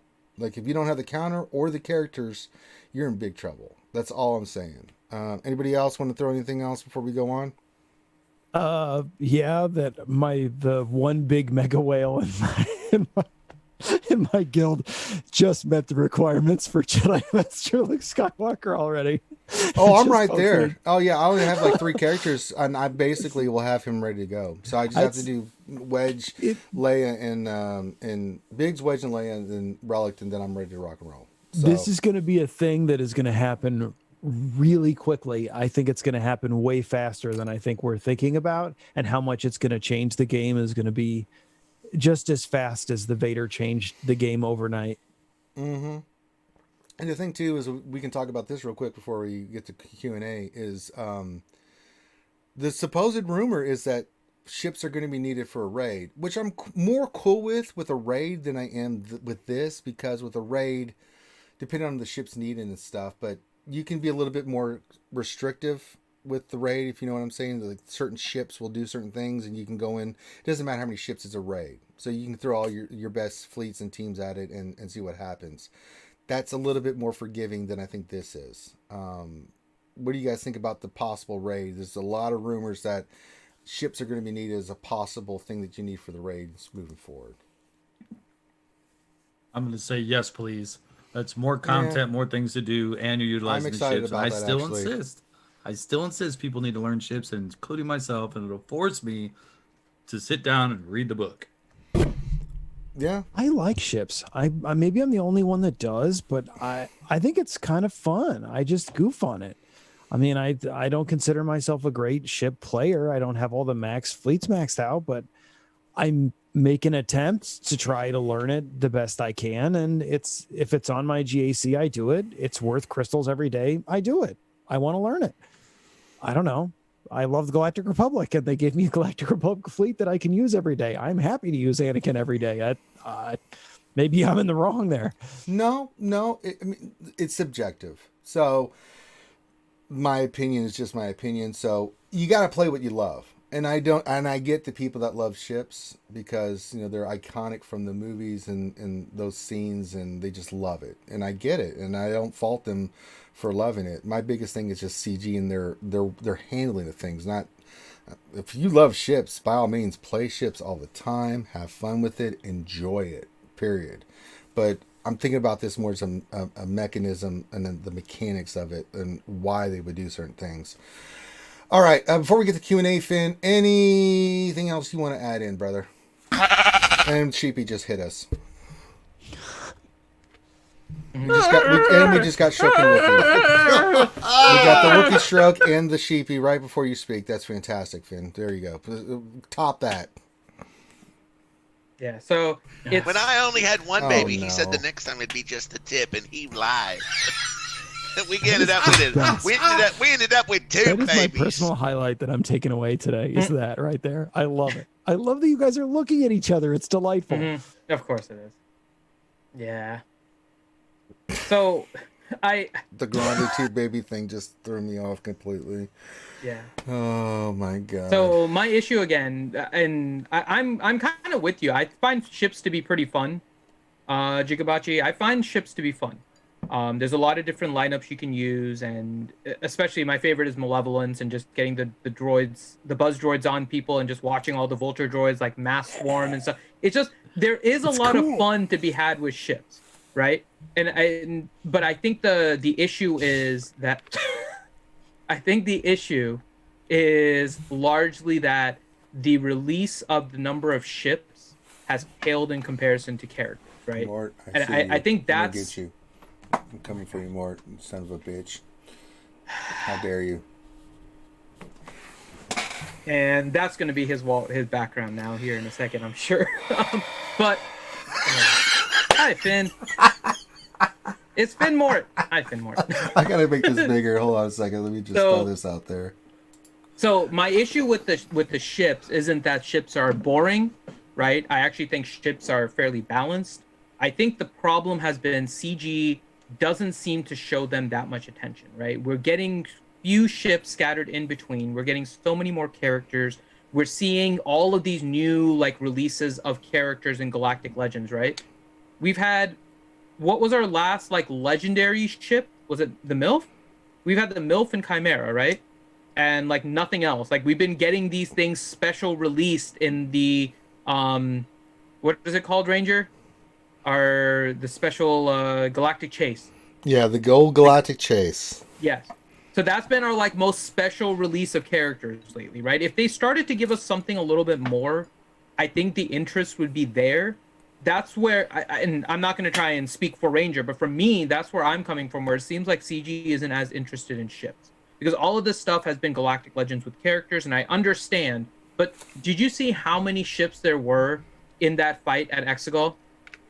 There are so many freaking ships, and we haven't seen like really any of them out in that context, right? We've seen everything from if they were like the Millennium Falcon from old and all that kind of stuff. Like if they had built stuff in all this new trilogy stuff, the latest sequel trilogy, and introduced more ships, that would have been a lot better. That would have showed that they've had interest in it, because they're trying to push all the new sequel trilogy content, but they're not.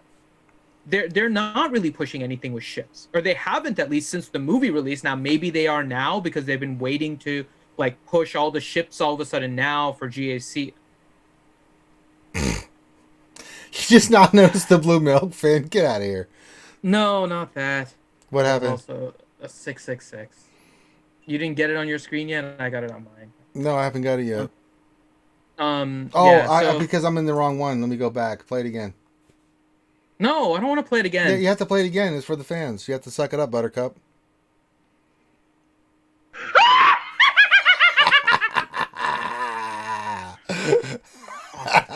But you have done that yourself, Anakin. Yeah. So I think if they just release more ships more frequently, I think the interest would be gauged, and we wouldn't get the impression like they just don't care. Because you compare it to what they're doing with characters. There's new characters. There's new types of releases. They're putting a lot of effort into new mechanics. We're not getting You can any just of that hush. with ships. Yeah, you can But just it's balanced, which is good. Sorry, go ahead, Jigabachi. No, what I was going to say is that this game is a little bit more individual. So like I always kind of put this game in comparison to like Marvel Strike Force, whereas that Marvel Strike Force, you can basically do anything that you want with whatever characters you have whenever you want. There's no restrictions. There's no star requirements. There's none of that stuff. All you have to do is click on a mode and you can do it.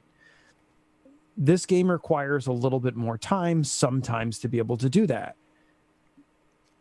That means it's up to the player to decide whether or not that they want to get involved in something. I thought ships was cool. The minute that they released it, Negotiator, my days in ships went from one direction to another, and I was like, "This is the most exciting thing I can count in this game. I want that thing immediately." And I literally did everything I could to get the Negotiator as soon as I possibly could.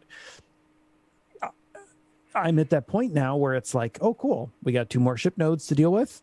This is going to create tremendous splits in GAC. Who cares? I'll figure it out. It's going to be fun. Wait till you've done 1,000 Negotiator mirrors and then come back to I have. I literally have. Oh, Jig, I love I've been you playing because since you're so positive. 2014, same as you. This is why we It's have just- Jig on, because he's got a good attitude. He's not a 5-year crusty old bastard like me that's been playing this game and done I all am the a 5-year bullshit. crusty bastard. I just don't. How are you so positive? CG's hosed us so many times, man. Because this is my thinking of it, is because this is a game and I don't want the thing that I do for a living to be riddled with negativity. So if there's something negative, I just scoot it out. This is why I have low blood pressure. They have done that themselves, Anakin. Maybe I just need to chill. Maybe I need, on the 8th, I go to my appointment. I'm going to lie and I'm going to get lots of weed, and maybe that'll change my whole perspective. And I'll just be hanging out with Mort and Ando and just be high as shit and not care anymore. I wake up every day. It's 30 to 45 minutes of yoga. It's nice, man. I just relax atmosphere. It's cool. Yeah, I have fun. Maybe I need to start doing yoga. I just do. Yeah, dude. I do like 200 push-ups, and then I go for like a 5-mile walk run, and think about all the ways. I just really hope CG introduces all the ways I hate Finn. I want CG to introduce fleet management. Finn, we need fleet management if we're doing this now. I was talking about that with somebody yesterday. I totally agree. We so need a squad set up so bad. Yeah. Mm-hmm. Some of the utilities that we have for squads are so amazing. Of all of the things that we've talked about tonight, blah, blah, blah, blah, blah. The one thing that I think the game would need to help it to make it easier for players is a way to be able to quickly do fleets and set them up and set them on defense. That is a quality of life thing. And it is truly enjoyable. All right. I'm going to say I'm going to be very disappointed if they don't, because they told us about 2 fleets in GAC, in the March Q&A, something like that. It's been months. Oh my God, not that nonsense. Oh Lord. No, but they mentioned it a long time ago in one of the Q&As that they were moving towards 2 fleets in GAC. And so it's not that this is too. surprising. I know, but it's not that this is surprising. It's just a little disappointing to me anyways. But if they don't introduce fleet management and they've been planning all this stuff for months now, that to me is disappointing. Because they should know that that's annoying as hell to try and figure out every single time. Click your 7 ships. You can't just set up all your rosters. You can't have overlap. We have 2 Empire ships, right? So you have to somehow separate what you're putting on the Chimera versus the Executrix. You have to separate those. You can't do your normal Geos, because Geos are probably going onto your Malevolence. There's a lot of separation and fleet definition that has to happen. We really need fleet management. So I hope that they are going to bring this out before the first GAC. Sometime soon, we get that as a quality of life update. Every time before you face an opponent, you've got to plan for a totally different ship. So how do you do that when you can't see it visually in front of you? Yeah. The other thing is, I just saw Meow Meow put in there, we need ship mods. Meow Meow, I love you. You're my guild officer, and we're longtime friends. But don't ever say that again. Ever. Shame on you, Meow Meow. Okay, here, I will say this. I don't know if ship we need mods, but I don't know if we need mods, but I would like some sort of customization that mods did for characters, right? Because it can be a little bit frustrating just know that okay, you won on the dice roll or whatever, or like whatever, for whatever reason they went first, holding all things equal, obviously, but like even if it was just like a small thing, it's like, hey, put armor plating on this tank ship, or maybe you put it on Anakin's ship so he survives, or something, right? Like I don't know. I do think that would help because then it explains to you like, oh yeah, this guy's going to go faster than me because he chose to do to put a that's a good point. Some sort of jet engine, booster or something, whatever. Because then now it's like, right, one of the coolest things about the squads, right, is I can go in and look at 100 Emphas Nest, and 100 of them are different builds, right? Some are slow tenacity, some are fast and potent, some are fast with high offense, some are just like, so it gives, and each one of them creates a very different outcome for what kind of squad you need to put in there, right? So it would be interesting. I'm not saying that I'd be completely like on board with everything. It need to be well flushed out, like way more than what I just did in the 5 minutes of trying to explain it. But like it would be interesting if there was some sort of depth into a ship. Like you could check it and be like, oh wow, that's interesting. On Anakin's ship, he decided to put more survivability instead of damage tech or weapons tech or something like that. Why? I guess he just wants them to be more survivable. Or something. The sad part is they're probably doing something similar to that. But if you go back and you remember some of the Q&As, they're probably doing that in that new vehicles mode that they're working on. How dare you bring that up? That's part of the reason why like ships feels a little neglected. I have a feeling that anything we're talking about with ships that we would like to have an improvement on, it's coming in this new vehicles that they're working on. And we might see a lot of that there. And that's why Fleet, unfortunately, while it's fun, it just doesn't feel like CG cares about it. And somebody mentioned it in the chat, and it's true. On one of the Jedi Academies, Warrior mentioned like he spoke to the devs, and the devs said they don't care about ships. Like they legitimately just straight up told him they don't care about ships. So it's hard to not go with that if the devs are saying that directly to one of their game changers at the time. So. There you go. And for Meow Meow, I was just going to say she thinks she's done some good work in the chat and stuff. Meow Meow, I put on my wizard hat and robe. I cast a level 9 hold spell. You're now mine. All right, so there we go. All right, let's, before we get to the Q&A, we have some shout outs to do. Let me start with the Patreons. There we go. The Patreon supporters. We want to say thank you to all our Patreon supporters and stuff. What is that in the background? Oh my God damn it, Mort. I'm trying to do the Patreon shout outs and I see this thing of Army Rangers with me and Ando in the background, you cockmaster. That's amazing. That's like, I don't even know what that is. That looks almost like Florida Phase, but like maybe. Oh God, different. Florida Phase. Let's not talk about that. Oh God. Oh, I remember Florida Phase. The worst part is when you did the beach assault. We had not showered in like 3 weeks, and the sand fleas ate us alive. It got so bad we were taking the stuff you use to keep your M4 lubed up. It's break free, and we were rubbing that everywhere because we didn't have mosquito repellent, and we were getting eaten alive. Yeah. Oh God, good old Florida Phase, where you hallucinate and think you think a tree is a Coke machine. That was me.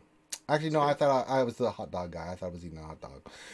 I had that happen, but I didn't go to the army for that. Yeah, see, we naturally hallucinated their jig. So there's many stories of. I had a buddy of mine. I don't know how adult you want to make the stream tonight, but I mean, go for it, brother. We're adult as shit, man. No, I just. I don't know. It's interesting hearing your guys' perspectives. I kind of feel like sometimes I'm on like in my own little island sometimes with some of how I feel about Galaxy of Heroes, because I just don't feed into the business part of it. I just feed into the like, what do I do with my account? But that's why we want you that here. I want to build. That's why we want you here, because we want different perspectives. That's why we do this, right? You have a perspective. Ando has a perspective. Mort's retarded.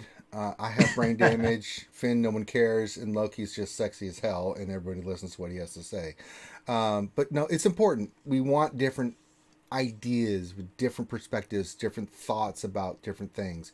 We're not going to agree, but it's cool. That's what we want. We want that discussion. We want that being out there. Everybody in chat's going to disagree with everybody else in chat, but it's cool. We're civil. We're cool about it. You know, you have your thoughts.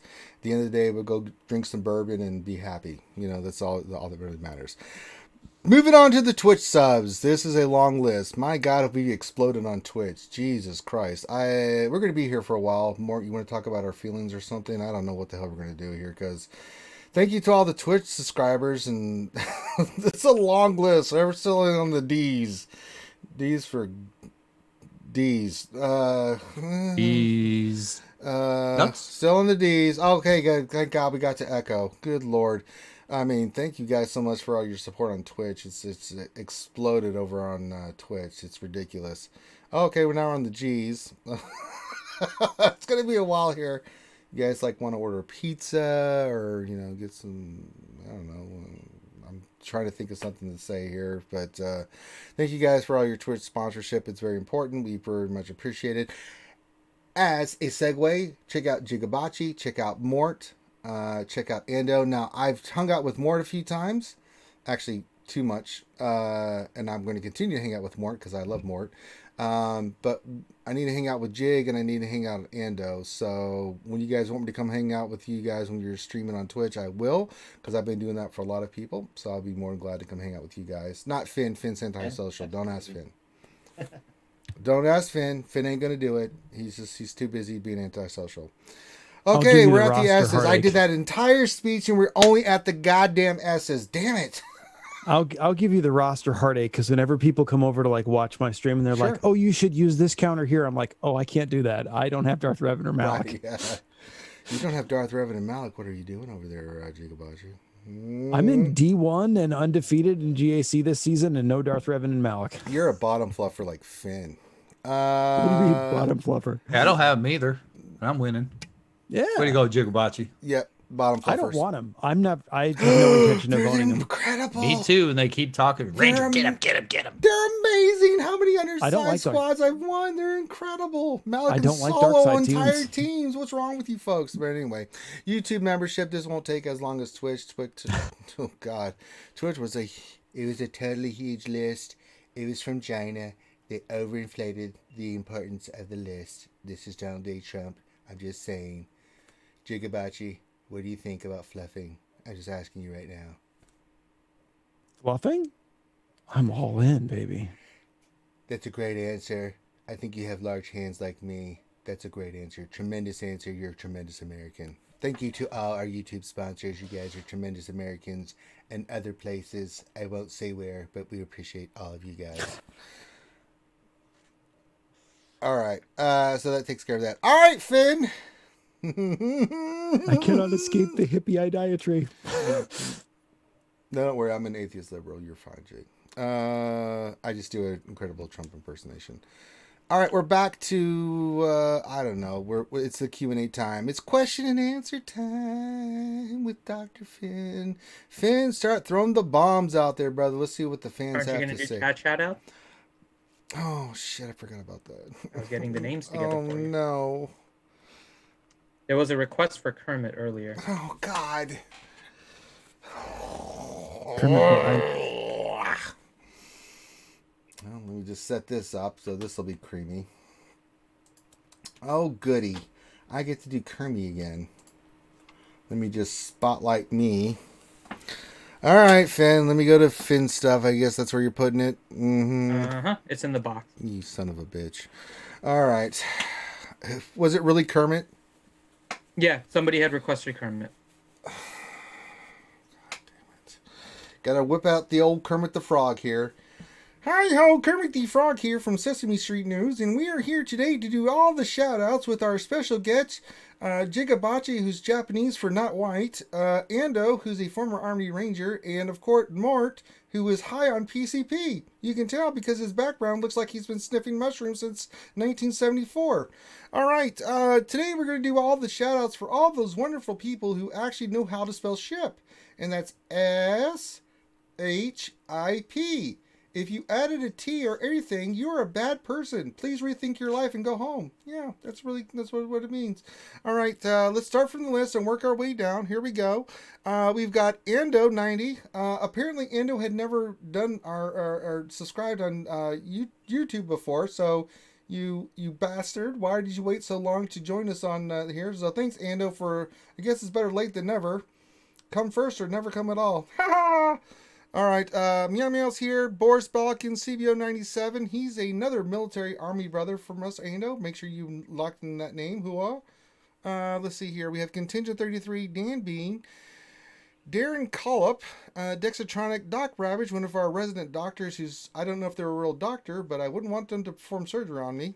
Let's see. Doc Diggler, Durgan. Durgan's our resident stalker, so ladies, hide. Let's see here. Eeyore's Lost Tales, Fatality V2, Feed Zeke, a cowboy reference. Even though they're 1-1, goddamn Cowboys. I lost some money on them the other day and don't want to talk about it. Foreigner, Fort Mort. Oh, Fort Mort finally decided to actually be a part of the stream. Thanks, Fort. I'm hoping that trance you're over there in that mellow mushroom thing that you're getting a little bit coherent.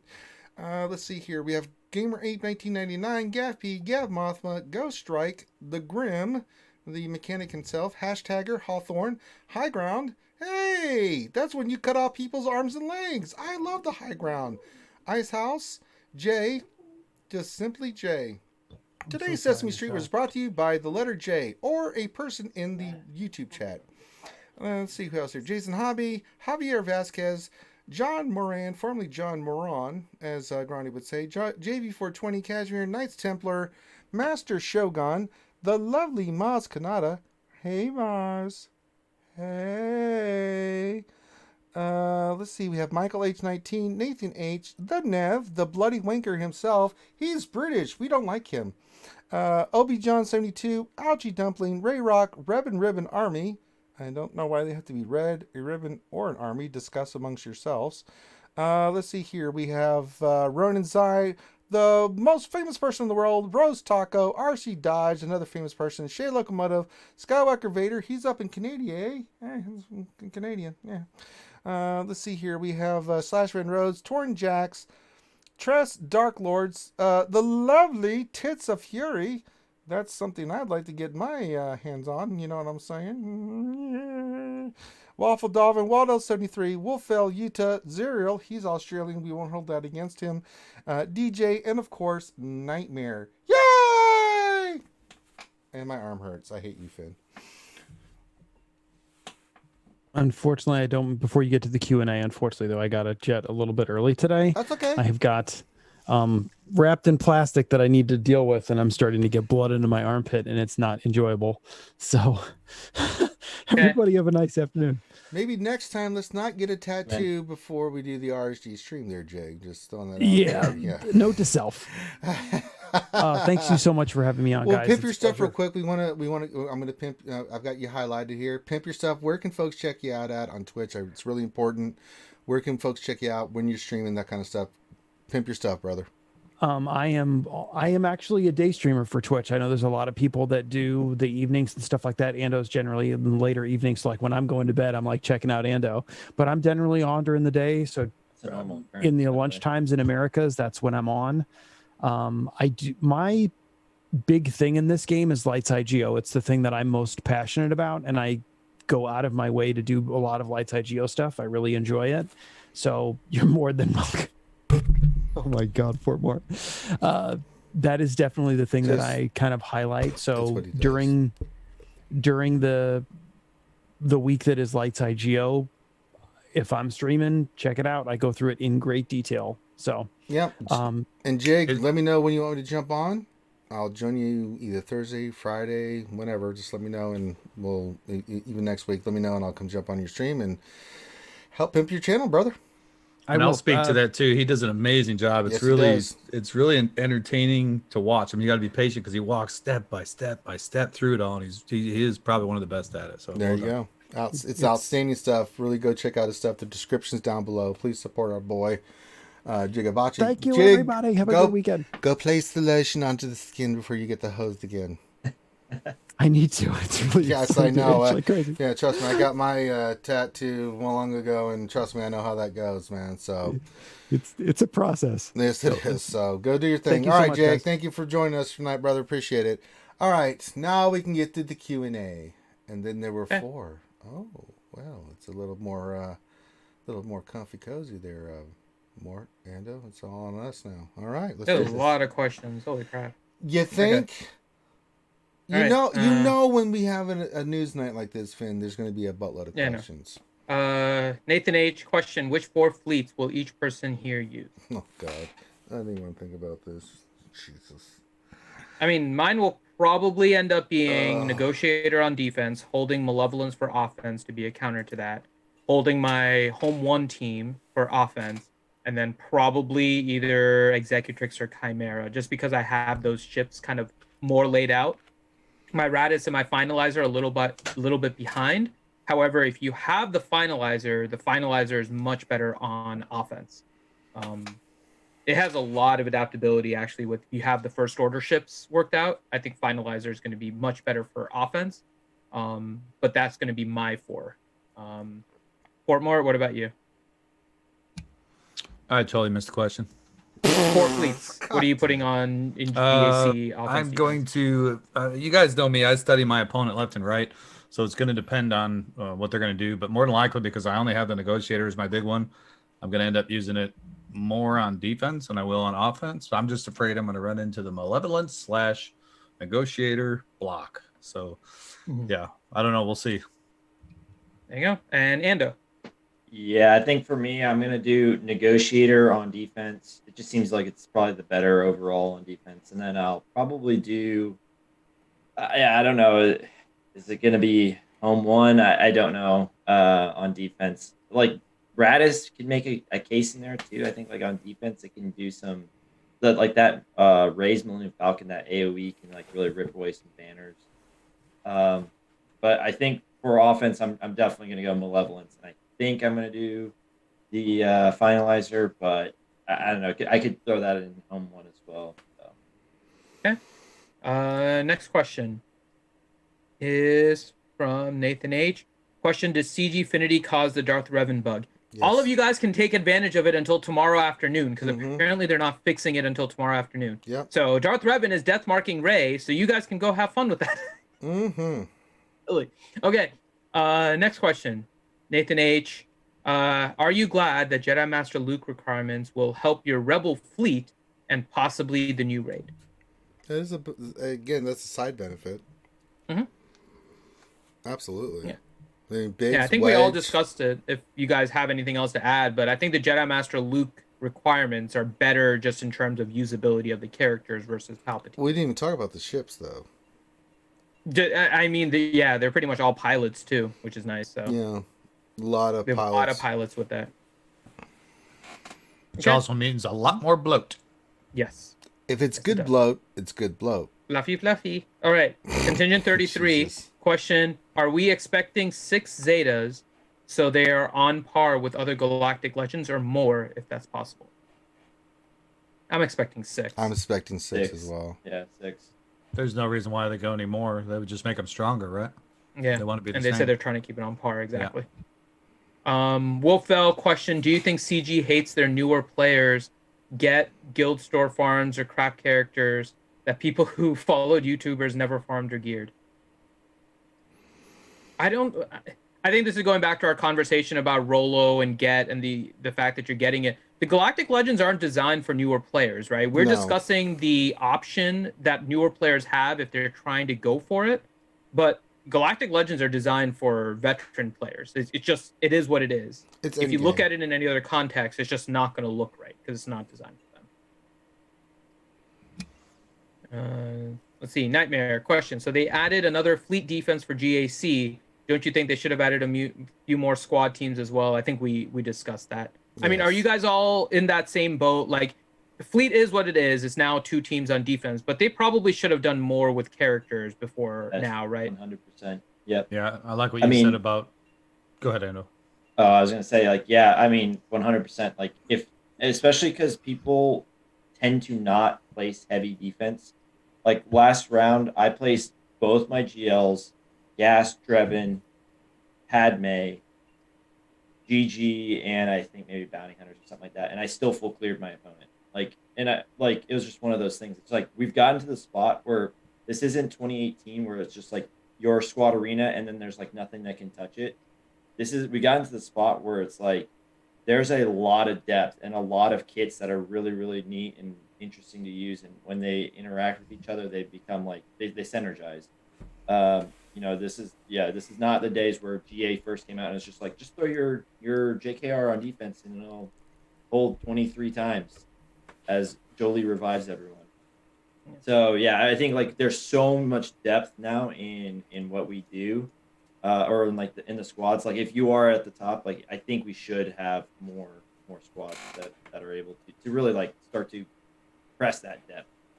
It's okay if you throw your Phoenix team that's 83k GP, so long as I have to use my Phoenix team, like that's okay. Like I'm all for that. Mort, you had something too? No, go ahead. No, we're about to the next question. Unless you want anything you want to add to that. No, that's fine. Go to the next question. Okay. All right. Let's see. Next question. Feed Zeke, am I the only one who has all the Sith Eternal Emperor requirements completely finished? Well, I'm the opposite end. I have all pretty much, other than 3 characters for the relics, and I'll have them soon before the event comes out for Luke. And what are you, Luke or Palpatine? Yeah, I'm all Luke. Like it's like they pretty much forced me into Luke. It's like okay. Yeah, if you did Jedi Luke, you're kind of like in that boat already. So yeah, I'm with you. Mort, I know you're not even sniffing it. Finn doesn't care. And our Wilson question. Finn, are you going for Galactic Legend Luke? No. Nope. Wolfell question. Should they have beta tested 2 ships in Division 1 and see how it works before forcing it on Division 2, where it could be more of a challenge to make it work? Yes. Beta testing? This sniffs to me of what they did with Territory Wars. And if you guys remember, when all of a sudden they increased the number of teams in Territory Wars, which to this day I think is a good idea, they scaled it incorrectly, right? And if they had done some testing, we could have tweaked that rather than just straight up dropped it and kept more teams for people, especially when they introduced new divisions in Territory Wars. That would have been a really nice time to do that, but they didn't. So I think, yes, they should have beta tested it. They should have tested it with Division 1, see how it handled before pushing it into Division 2. It's possible Division 2 is going to work out, right? But it's more the methodology of how they get to that conclusion. That's also pretty important. So I don't know. What do you guys think? Do you agree? Do you guys think something different? Ando and Mort? Yeah, I mean, I agree pretty much with everything you have to say. I'm going to hold back on that one. Ando? Why? Don't hold back. This is not a place to hold back. No, it's there's just so many angles that I want to go with. My head's like running around it. So I've always had an issue with Division 1 being so large. Division 1 is way too large. And when you get up to 7 million accounts and you've only having to play 7 teams, but you've got 30 usable squads, that's cool and all. And I know it's equal, blah, blah, whatever else. But I think they need to blow up how many squads they go into.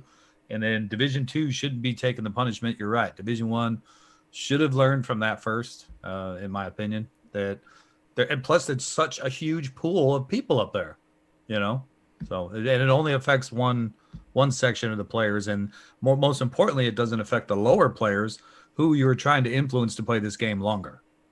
Yeah. I'm gonna skip a question here because Nev is getting ready to do GA Center. I was just about to hit you on that. Yeah, so let's do Nev's question. Yeah, I'm switching. I'm moved up to Nev's question. Nev's question is: who is the #1 theory crafting content creator for Fleet? It used to be Warrior. Who took his place? I think the one that I've typically watched in order to kind of watch this is It's Just Ian.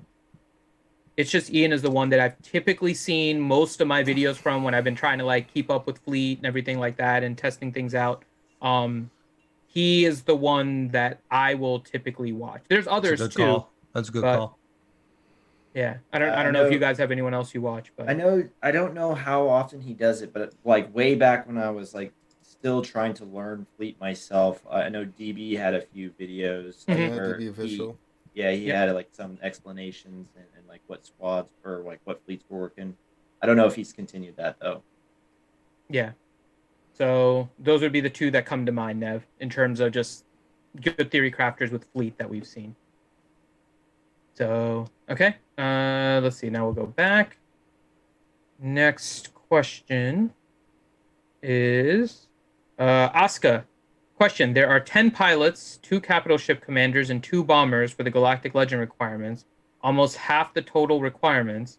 Do you think this supports a ship raid, and how difficult it will be? Yes. Yes, 100%. Yep. I think the writing's on the wall now. Like it's been long rumored, but like now it's all starting to come like even more so to fruition. I think The circuit is now complete. When I left you, I was but the learner. Now I am the master. Just a masturbator of Darth Vader. Go ahead. Finn. Nathan H has a question for Ranger. Oh, Would you rather be chained to Sheepy or Finn? Oh, Sheepy.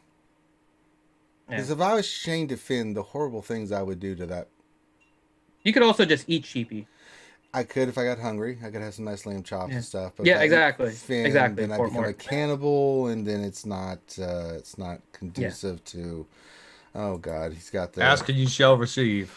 Yeah, there's the 2 sheepies. There's Ranger and Finn as the sheepies. You son of a bitch. Kashmir question: Is CG obligated to make Jedi Knight Luke event available once Galactic Legend Luke event is active? Hoping just tried to make it past the panic situation. Nope. No. What company you been looking at for the last 5 years? Unfortunately, no. They are Don't we panic wish. farming you on that. Yeah, no, it's sad. All right. Dan B, question. Crom did say they wanted to do things to help new players. R2 is nice. What else could be coming like this? Uh, It's an interesting question. I actually think in talking to a lot of newer players, as well as a lot of people that have gone back and played, that have gone back and started alts, the new player situation is actually in a fairly good state. It actually is, yeah. It's really the veteran players that are looking for things to do right now because they haven't added a lot at the top. And if you look at the amount of gap there is with how much you need for relics, how much you need for Galactic Legends, new players have way enough stuff to work on for a long time. Like they are set.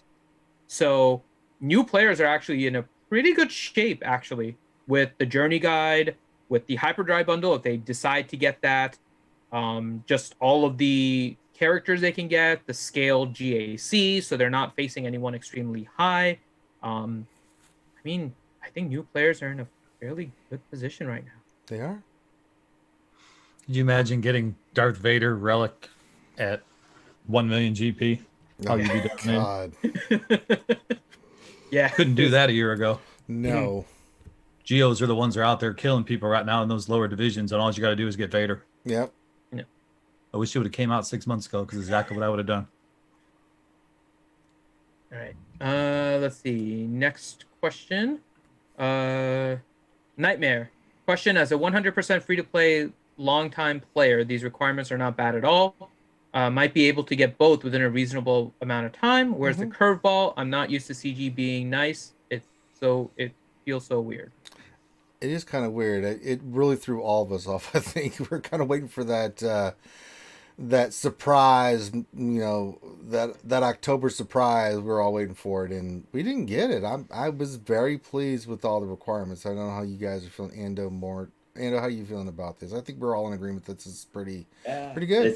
It's like I said, I was just like, man, we're gonna get Farm Boy, like we're gonna get some worthless character, like it has to happen because and it's just like the investment, it's like that's the thing that you go for. But so I mean, I'm not gonna complain about this. This is good stuff.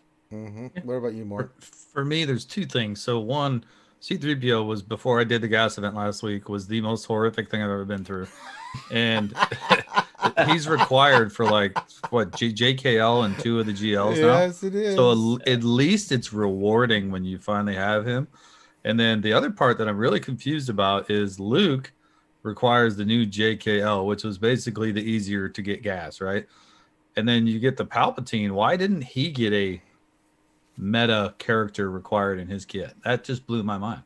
Yeah, it's a good point. I don't understand that. They made a lot of Palpatine's requirements just crap compared to like Is it Jedi that Master why? Luke. Maybe. Yeah, because I think that's the they're balance garbage. they went for. Yeah. Yeah. Like Like you got great characters up here. Yeah. Mm-hmm. Hey, Like Ranger, yeah, exactly. Blair's wondering a question in chat for you. What's that? For GA Center, he's wondering a question for you. But Who, Flair? Where's yeah. Gaming Oh Embers. no, I lost. Oh, He had more he's GP gaming than me. embers. There we go. Yep, I lost, so I went 2-1. The Yeah, tie Ranger lost his tie. Yeah, unfortunately I tied, and You have less GP. yeah, that's pretty much how it goes. I'm at 5.9, and everybody I face is like 6.2, 6.3, and it's like Math harder. yeah, that sucks. All right. He's rooting for you because you lost because he had it as a loss. Mm-hmm. No, that's He doesn't fine. have to change nothing. All right, next question. Thanks, Gav Flair. P. Stab you later.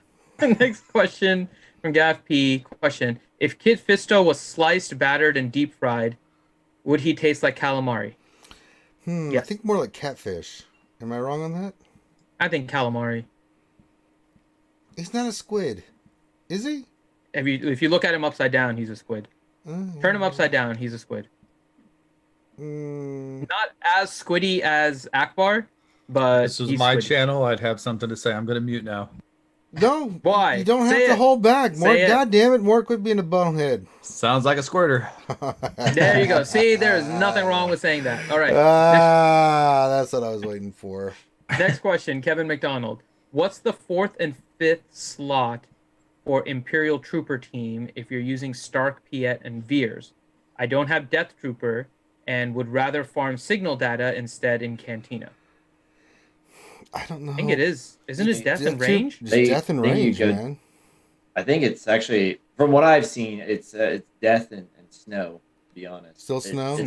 It's actually Range that got it bumped out, which is surprising. That is surprising because Range is so goddamn good. He is so good in that team. The protection back, the counter chance that he gives. I mean, he's a hell of a good character to have. But Death Trooper is definitely in that. Yeah, I know Death Trooper that, ain't going but nowhere, man. He's too good to not. What about Shore Trooper? No, he's garbage. Shore Trooper I've seen being useful only if you need the auto taunt to start against whoever you're facing. Yeah, That's pretty that's much it. Science. Yeah. It's either Death or I think Death and Snow, or Death You and want to Snow, create probably. that snowball. Yeah, but I think if you're gonna try and build an Imperial Trooper team, you're gonna need Death Trooper. So, let's see. Dan Kyrell, question for Millennial Finn: is the reason that these requirements are easier so that the player base doesn't get mad when they're on par with Rey and Kylo and not meta defining? No, I think that's what we're kind of expecting, right? That's what they told us. They're supposed to be on par with Rey. What I'm kind of expecting, CG has been going through right now, what I've been seeing is them trying to do kind of a reset to the meta, right? If you look at the relics, if you take all the characters to Relic 7, it balances out a lot of the characters. Like, honestly, it balances them out. The problem is, like you can see in my GAC, when you don't have relics versus non-relics or higher relics versus lower relics causes an imbalance. And so that is often what you see as a problem with the relics. But if everything was Relic 7, you would get a balance. Yep. I think they're doing the same thing with the Galactic Legends, where Kylo can beat Rey, Rey can beat Kylo. Now you're going to introduce EP and Luke, and I think they're just going to be able to like beat each other. They're all going to be dominant if you're not facing one of them, but I think they're trying to keep it balanced to kind of reset the power creep in a way. But that's just my guess as to what is happening, because that seems to be the direction they're going. They're just not doing it in a subtle or slow way. They're literally just straight up pushing it out on people. So it's like no loop from CG. Here's relics right afterwards. Here's 2 Galactic Legends. Oh, here's another 2 Galactic Legends. It's like they're just throwing it out at you to try and force the balance. But I think the game is actually balancing out, weirdly enough. I don't know. Do you guys? What do you guys think? I know he asked Millennial Finn, but yeah, I think it's balancing out, and I think it's gonna peak for a little while. They may even introduce 2 more. Oh God. No, I think he's right. Galactic Legends are what they're using to God. balance meta. It's like the housing market; it can only go so much before it has to come down. And if they're not going to destroy the damn game, they're going to have to keep it at a balance and peak it. Oh shit! Yeah. Work on ship content. Yeah, that might be the new version of Squad Arena, because like a Squad Arena is going to become pretty messy. I think. I mean, like if you have 4 teams that can realistically, and to be fair, we asked for this. We asked for like the I'm fine with rock that, paper actually. scissors meta, but like it's not gonna be like what it used to be. If this, because they're seem like they're releasing these roughly 6 months apart, which is about how long it used to take for the meta to shift. And if they just even take a year and a half or whatever, they release 3 sets of these or whatever. The guy that just decided like, oh, either I'm gonna go all in on for SLKR and didn't ever waver from it, versus, or the guy that just said, hey, I'm gonna skip the next 2 metas or whatever and just board and then wait until the next one comes out and I'll get that one. That guy is going to be popping back up into the top 50. Like he's going to show up if they keep this long enough. Like if it truly is one of those things where like you can't, there's no significant enough advantage where it's like, oh, my bad. Like I'll just bring out this ultimate counter to you and now you can't climb beyond me, So. All right. Let's see. Next question here is here. That was Thane's question. The engineer question: as a free-to-play veteran, my problem will be getting shards for Mon Mothma and Chupio. I already have Wedge and Biggs gear 12. Should I break my no spending? Up to you. Yeah. Yeah, That it's up to you how purely much you want individual.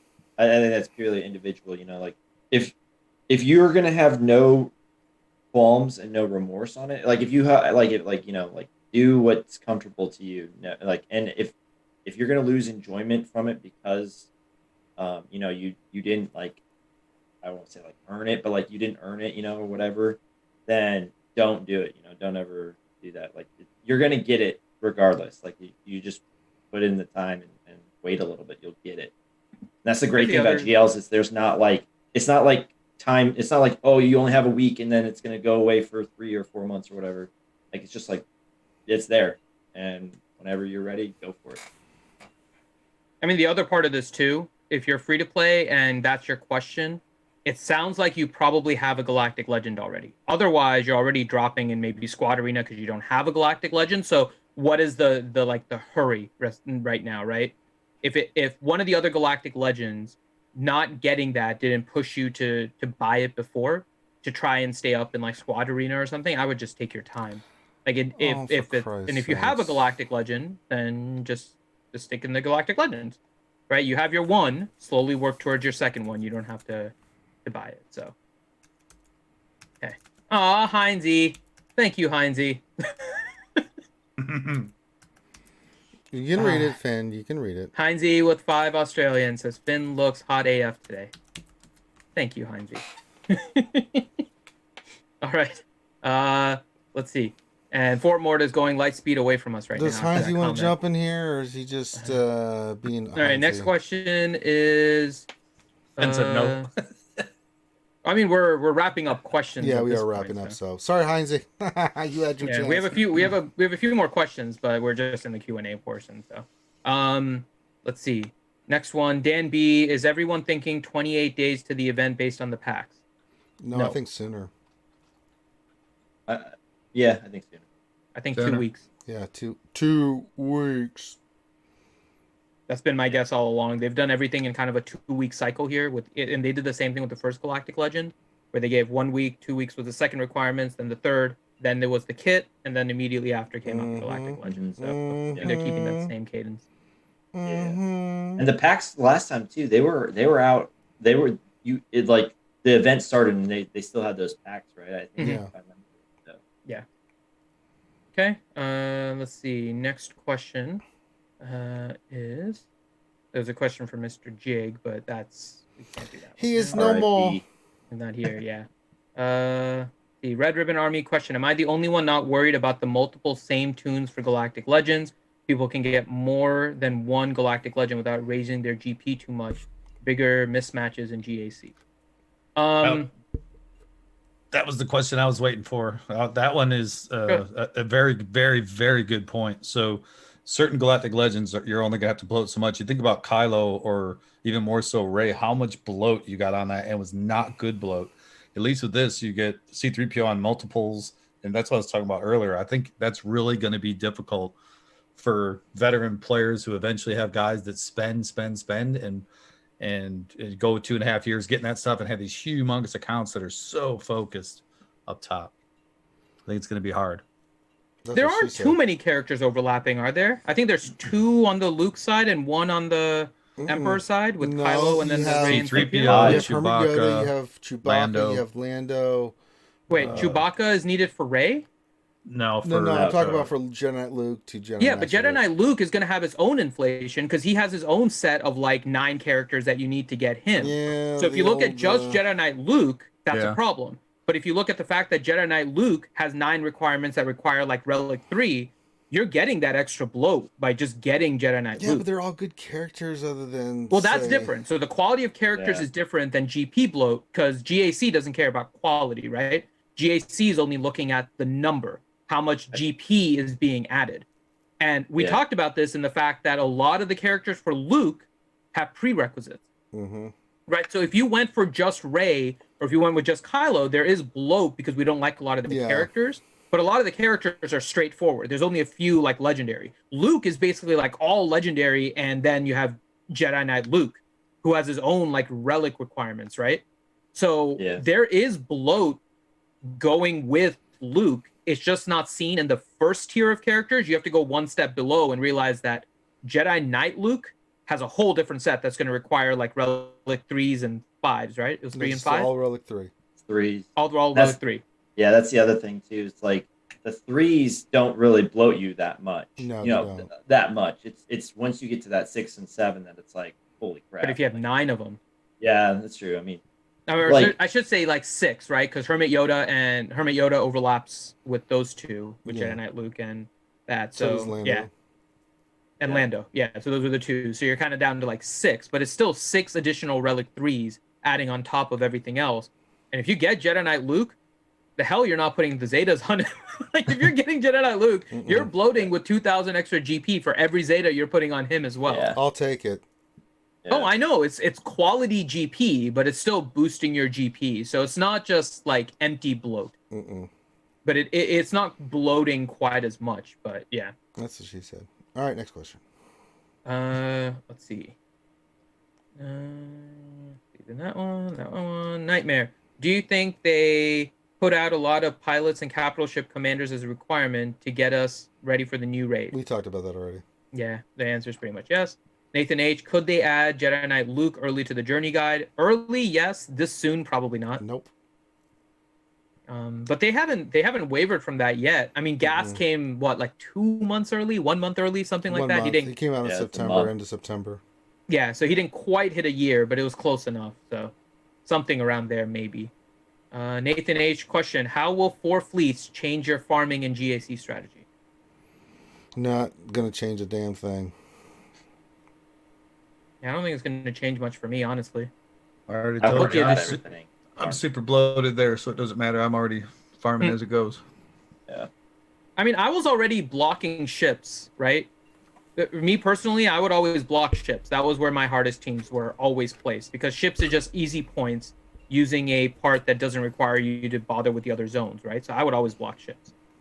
But so I don't see this changing the strategy really any.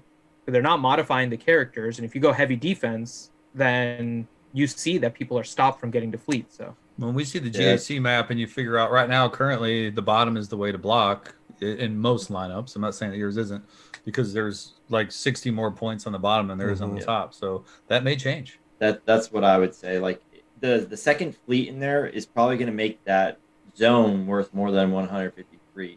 On top of the fact that you can score 65, you could potentially score up to 70 or whatever that scoring is for it.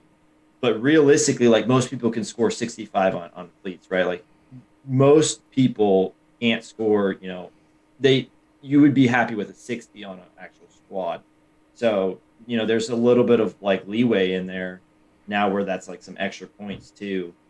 So even if they maybe even undermanned on going bottom, but they can't clear your top now, there's a differential now with the two fleets.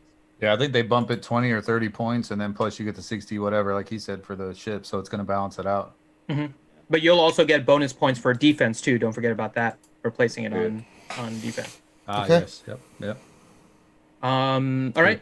Next one is Nightmare question. Now that we know Princess Leia and Royal Guard are requirements, could you see both of them getting reworks as both their kits are outdated? Nope.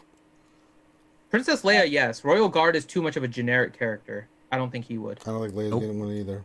Nope. I mean, I think we all asked for Phasma reworks and Rose Tico reworks, and it never showed up. So Yeah. I think Sidious is maybe the most likely to get a rework through all this. Yep. He's super outdated. See, the engineer. Question. My gas is still gear 12. Should I go for Master Luke and abandon gas for now? I think we need to see your roster before saying anything. My tendency is always get like those lower end teams. Gas, Darth Revan, Jedi Revan, Padme, Separatists. Run out your roster first before you start making the big moves for Jedi Luke and Galactic Legends and stuff like that. I mean, you don't want to screw yourself in the long term. Great. Let's see. Doc Ravage question: are we allowed to make a drinking game out of Fort Morse background changes? Y'all be wasted right now. Yeah, yeah, it's true. Me and Fort would be getting a little high on apple juice right now. All right. Fun question for Ranger from the engineer. Why is Ranger 1999? Because that's the year I graduated Ranger school. There you go. I knew the answer to that. I figured you could answer that quick. NR Wilson question: is Rolo and IPD still dropping 2x shards per player? I believe they stopped that right after. Yeah. They introduced a long time ago. Yeah. Let's see. Brian Bodie question: all of my get 1 and get 2 tunes are max. Do I hoard or spend to get Blue Milk Luke? No, you use it for gear and stuff. God damn it. If you're not going to spend it to get, if you're able to get Jedi Master Luke by spending your get 1 and get 2, what better thing are you going to be able to spend it on, honestly? Yeah. Like even compared to gear, if you can get a Galactic Legend by spending your get 1 and get 2. Hookers and blow? If that ain't happening, spend it. If you could exchange things in Galaxy of Heroes for actual money or hookers and blow, this would be a much different game. I would never leave the house. I'm just telling you that right now. Special delivery. Yes. John Moran question: will Ray's grandpa have some crazy abilities to make relicking all those Sith worth it? It might. We don't know. We have to wait to see till we see the kit. Mm-hmm. We're in limbo. We're in limbo like you guys are. Yep. Nightmare question: they added a new slot for ships in GAC. How soon until they do the same thing for TW? I don't think they are. I don't think they're doing anything with TW forever. TW is now fun and playful. Deal with it. Is what they told us. It's fun and playful. Let me see. Jiri Simola. That's a new name. Welcome, Jiri. Hey, Jiri. CG agreed that 7 days is too long for Galactic challenges. So is the new rhythm 3 days on and 4 days off? I don't see how that makes it better. It doesn't. I think they're still testing. They're still throwing stuff out there, and we haven't got the final cycle of what they're going to do with Galactic challenges yet. Yeah, I think they're running diagnostics and stuff, and like figuring out numbers and sciences and stuff. Breakfast cereals, mort sandwiches, those kind of things. Yeah. Nerd harder. Yeah. Gav P question: what's the panel's view on going straight to Galactic Legends without going for other strong teams like Padme, Gas, Darth Revan, etc.? Don't do it. Don't do it. Yeah. It's bad. Okay, it's bad. Don't begin Galactic Legends out there filling out your rosters. Learn how to play the game first. Don't start with the simple kits. Yeah. You need to learn what term meter is and stuff like that before you start talking. Need to work on your mods. Also won't keep up. Your mods will be bad. Okay, they'll be real bad. The simple fact that you asked the question tells you that right now. I'm just kidding. No, I won't say that. Nathan H question. I'm skipping through some of these that we answered to. But Nathan H question: will Finn please quit using math and let us enjoy GAC? No. Let's see what else is there. I back Finn on that one. Yeah. Nathan H question: does this give CG more incentive to give us Space Worm or Ewok Glider in space? I hope. I mean, this Ewok Glider in space would be fantastic. When Ewok Glider comes up to the board, I want that just for the novelty. He automatically goes in and freezes and knocks off screen just immediately. Literally a sacrifice every time you just put it in. It's like worse than Hermit Yoda and all that. Sir, we're getting our ass kicked. What do you do? Send in the Ewoks. and then they go out and then it's like frozen, just floating there. The debris has confused the enemy. Thanks, Tyrell. For Millennial Finn, now that we need 2 fleets on defense, what adjustments will you make to your bottom fluffing? None. No. There's no reason to. Bottom fluffing affects your characters. I already have most of my ships worked out. They announced the 2 fleet thing a long time ago, and I can probably field like 5 or 6 fleets if I needed to, so it's fine. It is what it is. You've still got cleanup teams. Yeah, that's what it is. So I have my 4 main, and then I'll have cleanup teams, so it's fine. Nightmare question: what is the best finalizer starting 3 and first and second reinforcement? Wait, never mind. I don't care. No. We will answer that question. Does anyone want to answer it? Because I know what my thought is, but do you guys? Anyone want to? I don't know the finalizer very well right now, but I do know this: when GAC with the expansion of it, I think that Houndstooth is now probably going to have to find a new home. Yeah, they have to farm the bomber on the negotiator. Houndstooth may or may not have to go to the finalizer. That's going to take some testing, but I think you're really going to have to start thinking about where you're going to put your squads now. They're not going to be the same. No, they're not. Yeah. Another reason why we need a squad tab. Yeah. So with finalizer, the one that's kind of worked well with me is I've kind of just like randomly tested here and there. So with the finalizer, the starting lineup would be the silencer, Kylo Ren shuttle, and then special forces. Yep. So those would be the starting 3. Then your reinforcement, the first reinforcement is usually going to be the Ebon Hawk. Then your next reinforcement kind of depends on the situation. You'll either go with first order TIE pilot if you're going to go a little bit more aggressive and your ships are okay. If your ships are falling behind a little bit, you're going to probably want to bring in the gauntlet, because the gauntlet is going to heal back your protection. So those would be and I know you asked for first and second, but the second one kind of varies based on the situation. So that would be the lineup that I would go with. So silencer, command shuttle, and special forces starting. First reinforcement, Ebon Hawk. Second one, either TIE pilot or your gauntlet. Yeah, I can't. I know I can't be the only one. Who the hell is special forces? What do you mean? He's the red marked TIE pilot. Okay. He's a pilot, but he's special forces. All right. Like me and Ando. We're me and Ando, but we're also Rangers. Oh, there's a difference between special and special forces, Ranger. Well, there's special sauce. There's yes. I don't want that either. Yeah. Not here. Come on now. Don't get us banned. You love it. Don't get us banned. It's like the fry sauce. You know you want it. So that's what the SF stands for. So if you're planning out fleets, that's how I would plan it out. So yeah.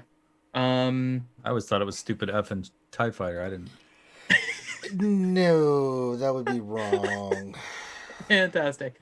All right. Dan B, is this the best year in the history of the game as far as coolest character releases? Interesting. I've only been playing 2.5 years, and for me, it's a yes. All right. It's the most interesting. I don't know if it's the coolest, but I would say most interesting. I think it's gonna be hard. It would be hard to beat that 2018 year. Although there was a lot of characters that were like for instance, like Aura Singh. That was like the year of the marquee. Yeah, we had a lot. There was a lot of good stuff that came out. That was Traya. That was EP rework, Beta rework, GMY rework. All the bounty hunters, like contracts rework. Yep, all the solo characters. Jango Fett, Boss, Jedi Knight Revan, Boss. All those guys like Chewbacca. That's a pretty. I think C-3PO at the end of the year too, like in December. That was a hard year. That's gonna be a hard year to beat. But although I do really like, I think Chewbacca is the coolest thing that's ever happened. Like he's so cool. He's pretty pimp, man. I ain't gonna lie. I'm gonna go back even further. You're going Padme? No, I said ask Padme about C-3PO. Oh yeah, no, bad call. I'm gonna go back actually. I know there wasn't a lot of character releases, but I know he wasn't a Jedi, but the release of CLS, a Luke with a lightsaber, to me was the coolest year in the game because we finally got it. That event was unlike anything we had in the game, right? Where you actually went through the story and you had like the old Ben dying to Vader and like that whole series to me was the greatest year in Galaxy of Heroes when CLS was released. I think that was 2017, right? I think it was a year before all that. So I know there wasn't a volume of characters, but he is still, to me, the coolest character release to this date in this game. Largely because we've been waiting for a Luke with the lightsaber from the intro picture and everything for so long. We had nothing. And we just had Farm Boy shooting his gun, so that was it. You also got Wicket that year. Yeah. I do. Yeah, okay. Let's see. Let's do 2 more. Yeah, we're wrapping it up here. Yep. Let's see. Trying to see what there. Okay, we'll just end on some fun questions here. What else? 73 question. Ranger, if you had to choose between putting mayonnaise on your burger or shivving Finn, what type of shiv would you use? It's a toothbrush. There you Sharpen? go. Yes. Of course it is. And then last one, Nightmare question. When can we have Thane on as a guest to go over all the great ship strategies he's dying to tell us about? In actuality, I am working on something with Thane that you guys will maybe see at some point. So yeah. Maybe Thane. It depends on how well you behave. I don't know if I'm going to approve this because Thane's a dick. He is, but that's what makes him amusing. He has certain things, right? He has a crush on Carrie, right? He can't stop thinking about her ever. I can't stop thinking about her. I'm with him on that. I know. Yeah, I know. Thane can't stop thinking about Carrie. He's like that kid in like kindergarten. He like keeps on poking at Carrie because he likes her and he can't stop. But he like blames her for like all these missteps in Galaxy of Heroes. It's just because he has this huge crush on her, and you know. So we're gonna help him work through his issues with Carrie. Okay. Is she at least cute? Carrie? Oh, Carrie? Oh, she's gorgeous. I think she is. You haven't seen CG Carrie? No, I've never seen her. She's a gamer girl too, man. That's hot right by itself. Yeah. Yeah. She has like all of like the old consoles set up on the TV and everything. It's true. Nice. Yeah, Buzzsaw, you're right. She cut out his heart with a spoon. I think he was saying that. He has done that himself, Anakin. But yeah, poor Thane. Thane has been broken ever since. He keeps on going back. So. Well, Ouchie's kind of his replacement now since Carrie is gone, Ray Rock. Nobody likes to be the rebound. Don't say that shit. So now he overdoes it always. He keeps on chasing after the pretty lady all the time. It's sad. So we'll give Thane the therapy that he needs to get over Carrie, and we'll have something. Yeah, that's what we do here at RSG. All right. Let's wrap it up by letting these wonderful guests. We had Jig do his stuff earlier. We're going to allow these other guys to pimp their stuff. Then we'll wrap it up, and then everybody head over to the GAC Center so you can check out the latest and greatest from Nev, the Bloody Wanker himself, and Flair. Mort, where can folks check you out at? It's pimp time. I put Ando up there so he could go first, but fine. I am on YouTube, but I've been neglecting that channel terribly because YouTube just irritates me. It does me too. And I'm over on Twitch. We're streaming at Fort Mort 4111. That's 111. A little bit of adult size content. Oh. Squirters and herders, like I was talking about. But yeah, Ranger's in with me quite a bit. Probably too much, as I heard him say. I heard you say that, by the way. So if you guys want to check it out. And I'll continue to do it too. I am the Grand Arena Master. Get that shit out of here, Ranger. Get that shit out of here. All right. And my fellow Army Ranger, where can folks check you out? Now, I have to come hang out on your channel, so let me know when you want to do it, and I will be there to help with your channel. Where can folks check you out, my man? Yeah, so I'm also on YouTube, very small though. Ando90, if you just Google that or put it on YouTube, I'm sure you'll find it. And then on Twitch, just Ando1990. Someone took the Ando90 and they're jerks, so don't follow that guy. But yeah, Ando1990, and then yeah, just come check us out, man. It's always a good time.